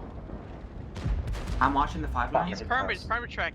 I'm driving out there. I fucked the shot. He's perma track. One more. Please get one more. Yeah, I'll try. Red 3. I did it! Nice. I'm in a really shitty spot right now. They have to do something. They're gonna push. Just get Sure, ready. come back to me. Yep, I'm backing straight up. Ox, just come in this way. Come in this way and get ready to hope this. Okay. Okay, let me set up on the corner and then you can pivot off me. Yeah. We're not watching 5 line, so we only see them when Wally proxies them. You can watch it there. They're gonna push in, and we'll see it when it happens this way. Actually, kind of. The FV stairs are. Can they come up 8 line with even the house, even though if No, they're I that can slow? check that real quick. I need to get across. I have to get across. If the They're FV too slow to watch. flank. I'm What gonna do you mean? They're too slow to Well, if the STI went... taking the ST1, the email 2, and stuff can do this stuff. Alright, never mind. Okay, there's the ST1. If the ST1's there, then that means... Mouse. He's trying to echelon off. I have a feeling something's gone south, but... Just worry about the mouse right now. If something does come behind us, just make sure we push on that. Okay. Careful. He's gonna splash. Just stay safe. He shot. No, that was a mouse. Can we relight the ST maybe? I can try. Dart. Damn. I'm gonna go back to 5 line because they're all there. Okay. Is He's that all gonna of them? try and 3? splash. We can't let these guys splash. Yeah, that's all of them. I can come up behind them. Who's shooting at you? STI shot. You're just waiting for me to shoot. Okay. They might push you. I'm behind. What the Dark's fuck, one dude? shot. Splash. I'm gonna. If he does that again, I'll die. I'm gonna get. Okay, we're getting punished. We're getting punished on this. We're getting a lot of damage for it, Wally. I'm farming the SGI. He's like looking at me. Yeah. We should just get Wally off and go fucking one cap. No, we're winning. Well, We already won. Well, no, I'm just saying, like, if we're just gonna lose, so, like, might as well. Loading again? Both my shot. Careful, Jim. Careful, Jim. He just shot. There's two of them. Oh my god, I can't. Yeah. So go pressure the go get on one cap right now, Wally. Yeah. We got this. Oh my god, how do you win that? Oh my god. Wait. I thought I was safe on the corner. He can. Just remember, he can Shot overmatch the your back fucking. Yeah, I know the side. I thought Bring I was. the 50 Are you B watching out this line, Impact? If not, I'm gonna leave. leave. I can't. Bring the 50B out. I'm gonna leave towards though. the Yeah, line. I'm coming. That's what I'm doing. Sorry, I was poked out too far. Wait, I can probably kill that. I got lit leaving. Yeah, poke the corner, kill the CI first. Oh, okay. 4005 shot. 4005 shot. We gotta be careful. 4.5 is feasting on us. Gotta stop bleeding. Can you guys kill that? E3's in the open. Oh, good kill. There you go. E3 has a side to us. Just stick Wally on the cap. Cover 3 line for me. I'm loading. Or cover have to 5 push line. out. Just make sure I'm nothing loading. can Careful, cross Nits. back. I'm fine. I'm fine. Nits, can you watch the window on the 7? Yeah. Or do you want Brett to do it? I don't need think you guys it to really make sure matters. nothing can cross back. Yeah. Or never mind, I'm just gonna wait on the crossback. You do what you're doing. I'm gonna wait on the You do what you're crossback. Impact, they're gonna have to push that line. Don't do that. I'm flanking him. I'm farming damage. We're all farming, bruh. Like they have I'm yet to behind do you it. can You see see them the I'm cross watching, and yes. also I'm shoot. watching. They're going down Pushing 5 up line. 5 line. What the? Wow. They're pushing me. I'm trying to shoot them. Get down the 5. That's not everything. Marsh is one shot. Yeah, it is. You can take. It's You can kill everything. Marsh and take like. Sorry, I can't. shoot. I can just poke this. Marsh shot. He shot. He's on reload. Everything else hasn't shot. One mouse looking north. D2 shot. What the fuck? And I'm ammo-ragged. I can't farm. Ram. Oh, Dude, fuck this game. yes. Did you I just thought I was ammo-ragged? tucked in sharper Yeah, in the ammo-ragged. corner than I was, and my little thing was sticking out. What? I thought I was safe. Let me farm. Let me farm. I potatoed. I'm No, Bro, sorry. I'm blocking Ram people. Ram Get Bales. out of the way, Dodo. Did anybody pick Bales just now? Oh, sorry. Block Dodo. You gotta wait. Block Ox. He shot. Block One Ox. shot. Block Ox. No. And Ox showing exactly how much he cares about getting those fantasy points for all of you, even though he's ammo racked, fighting for every HP that he can get. As Apex close it out 5-0 over Aquatic M60s. And I believe they were just as baffled as we were about the what was going on there. I think Aquatic had finally given up, and they just kind of were saying, well, we'll just take that last glorious charge at about 5 to 10 kilometers an hour at any given time. I said it before, that mouse assault, the slowest assault you'll ever see. It was to the point where they basically sat there and sent a telegram to Apex, just sat there, handed in the letter, had the guy just sit there, just type it out. Yeah, exactly. You just spend the next few minutes. It was like a solid minute where Wally said, all right, guys, they're going to push. They're going to push over here. I They're think gonna come over here. I think he got bored waiting for them to push for a moment. Like, you could hear Wally actually asking for a moment, what are they doing? And those are his words. He was confused. He didn't understand what Aquatic was going to try to do with that. And the problem with passive defenses is this. Is earlier I talked about the snowball effect. Once you start a snowball rolling down a hill, it just picks up speed. What you have to do to stop it from going downhill is you have to be able to change it up. You have to go into a second mode, because if you sit there, you're just going to get picked apart. And the problem with this lineup, in particular when in passive defense, is, all right, they lose a tank, now we have to do something. Oh, great, we have 3 mouses, an E3, a 4005. Nothing we're going to do is going to surprise the opponent. That's the whole thing, is you have to come into some sort of surprise, some sort of push. You have to change things quickly and get back onto the course that you want to be on. Yeah. And this mouse lineup just doesn't allow you to do that. It was over the second that first tank went down. Now, this lineup, we've seen it work, but that's simply because the other team made the mistakes, they didn't get the kill, and they bled way too much HP early on. Apex not making those same mistakes, playing it really slow, taking every inch just a little bit at a time, trying to find every little gap they can. And look at all the fantasy points. Ox, 86 fantasy points, 4,000 damage. All right, Got that's it for good. Brett, 4,000 damage and 3 kills, 71 fantasy points. Yeah. Marsh, 4,005, 104 fantasy points. Nits doing 75. Mr. Man only able to get off 34, but he was playing the mouse after all. Has not been buffed yet. It will be buffed next patch. Get a significant DPM buff and a mobility buff. So oh, yeah. Waiting for definitely that. keep an eye on that. Second page, nothing too surprising down here. Wallhack's getting all the cap points, 82 fantasy points for him. Not too bad there. Wally calling pretty I don't want to say spectacularly. Oh my God, English. But that's not because he wasn't calling well. It's just M60s didn't ask any questions that really made him have to step up. There was no real test for him. We noticed this the entire time. Apex was very aggressive. They were setting the tempo. They were doing everything to force Aquatic M60s out of their comfort zone or to force them to actually exert themselves, right? Well, Aquatic M60s did nothing to Apex that forced Apex to do anything beyond their original skill set, right? There was nothing in there that they couldn't figure out on their own. Yeah, well, what I'll compare this to is having two tests, one that you study for and one that you didn't. This was handing Apex a test that they had already studied, that they may have even already taken and seen all the answers for. Yeah. If you want to get a win over Apex, you have to hand them a test that they have never seen before, that they haven't studied, and they don't have the answers. And you have to hope that there's a trick question or two in there. They're good enough, and they're smart enough to answer at least half of those right, even if they're guessing. Yeah. But then it comes down to the how smart are they? Can they get that extra game or two they need, or the extra question or two right? Yeah. And when you hand them a test that they already have all the answers for. Yeah, this is also a match where you're probably going to lose. People haven't beaten Apex yet. Well, let's go ahead. We've got a handful of battles, and that's it. Well, we are going to be joined right now by Comps, I believe. All right, Comps. That was there are a number of words we can use to describe it, but you're making the WGL great again is one way that we can put that. Because that was absurd. You guys smashed them on Proc. There wasn't even a second chance for Aquatic on Ghost Town. In fact, it seemed like it was going so badly, people were just trying to have fun with it on Aquatic side. What did that feel like? There was anything from Aquatic that challenged Apex this time? I mean, from the comms, everything looked like it went well. The guys sort of knew what they were expecting on M60's side, so it was basically just what we had gone over the previous day and just applied those to these matches, and we got the result we wanted. Oh, sorry, go ahead. I was going to, just a quick question. You guys called the timeout at the same time M60s did. Didn't really see any reason for a timeout, though, in that situation. What was up with that? Wally had to go to the bathroom. There we go. That's what we figured. Makes sense. Yeah. Okay. And then I guess the last one is Germ stepped in today. How'd he do?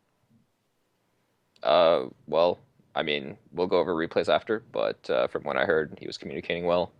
And, I mean, he wasn't a hindrance to the team, so I guess that's a good thing. All right, so looking forward, everything looks solid. Thank you for joining us, Comps. That was a wonderful match. All right, thanks, guys. Thank you. All right, well, Apex dominates again, and in stunning fashion, 5-0. They made it look like a cakewalk. It was harder for me to get up and put pants on this morning than it probably was for Apex to win this match. Yeah, I would definitely agree. That's an interesting image there. I'm a little under the weather. Yeah, I noticed. Yeah. Now, one other thing that I wanted to get to real quick is I know everyone is going to be super down right now just because of how their fantasy team did. And believe me, I am right there with you guys. But we all suffered together. Yep. Except I don't think I suffered as much as you did because I picked Brett and Ox Mathis. I had Ox, but I Dodo. Had both of them. And I had Mr. Mando. I had both of them, though. All right. Well, anyways, guys, if you want to see how you did today in fantasy and you want to make sure you set your roster for Saturday, that's another reminder, guys. We have a match Saturday, full 4 matches. There will be fantasy for it. We'll go back to the system where you can only have 2 per team, so make sure you get in there and set it. Once again, Saturday, 8:30 p.m. Eastern. Make sure you go in and you set your roster beforehand. I can't say that as many times. Make sure you set your roster. And of course, today's scores will be up a couple hours following the broadcast. Yep. Admins will have that up as soon as they can. And then after Saturday's show, we'll go down and it will be only 2 matches a night for the rest of the season. So just make sure you get in there, pick your fantasy team every day. And pay close attention to the standings. You'll have to keep up with how that's going along as each match progresses. Well, Rox, it has been a pleasure to cast with you here on the desk today. I hope you all at home enjoyed it. And we will be seeing you all this Saturday, same time, same place. This is the WGLNA. Have a good night, everybody. Good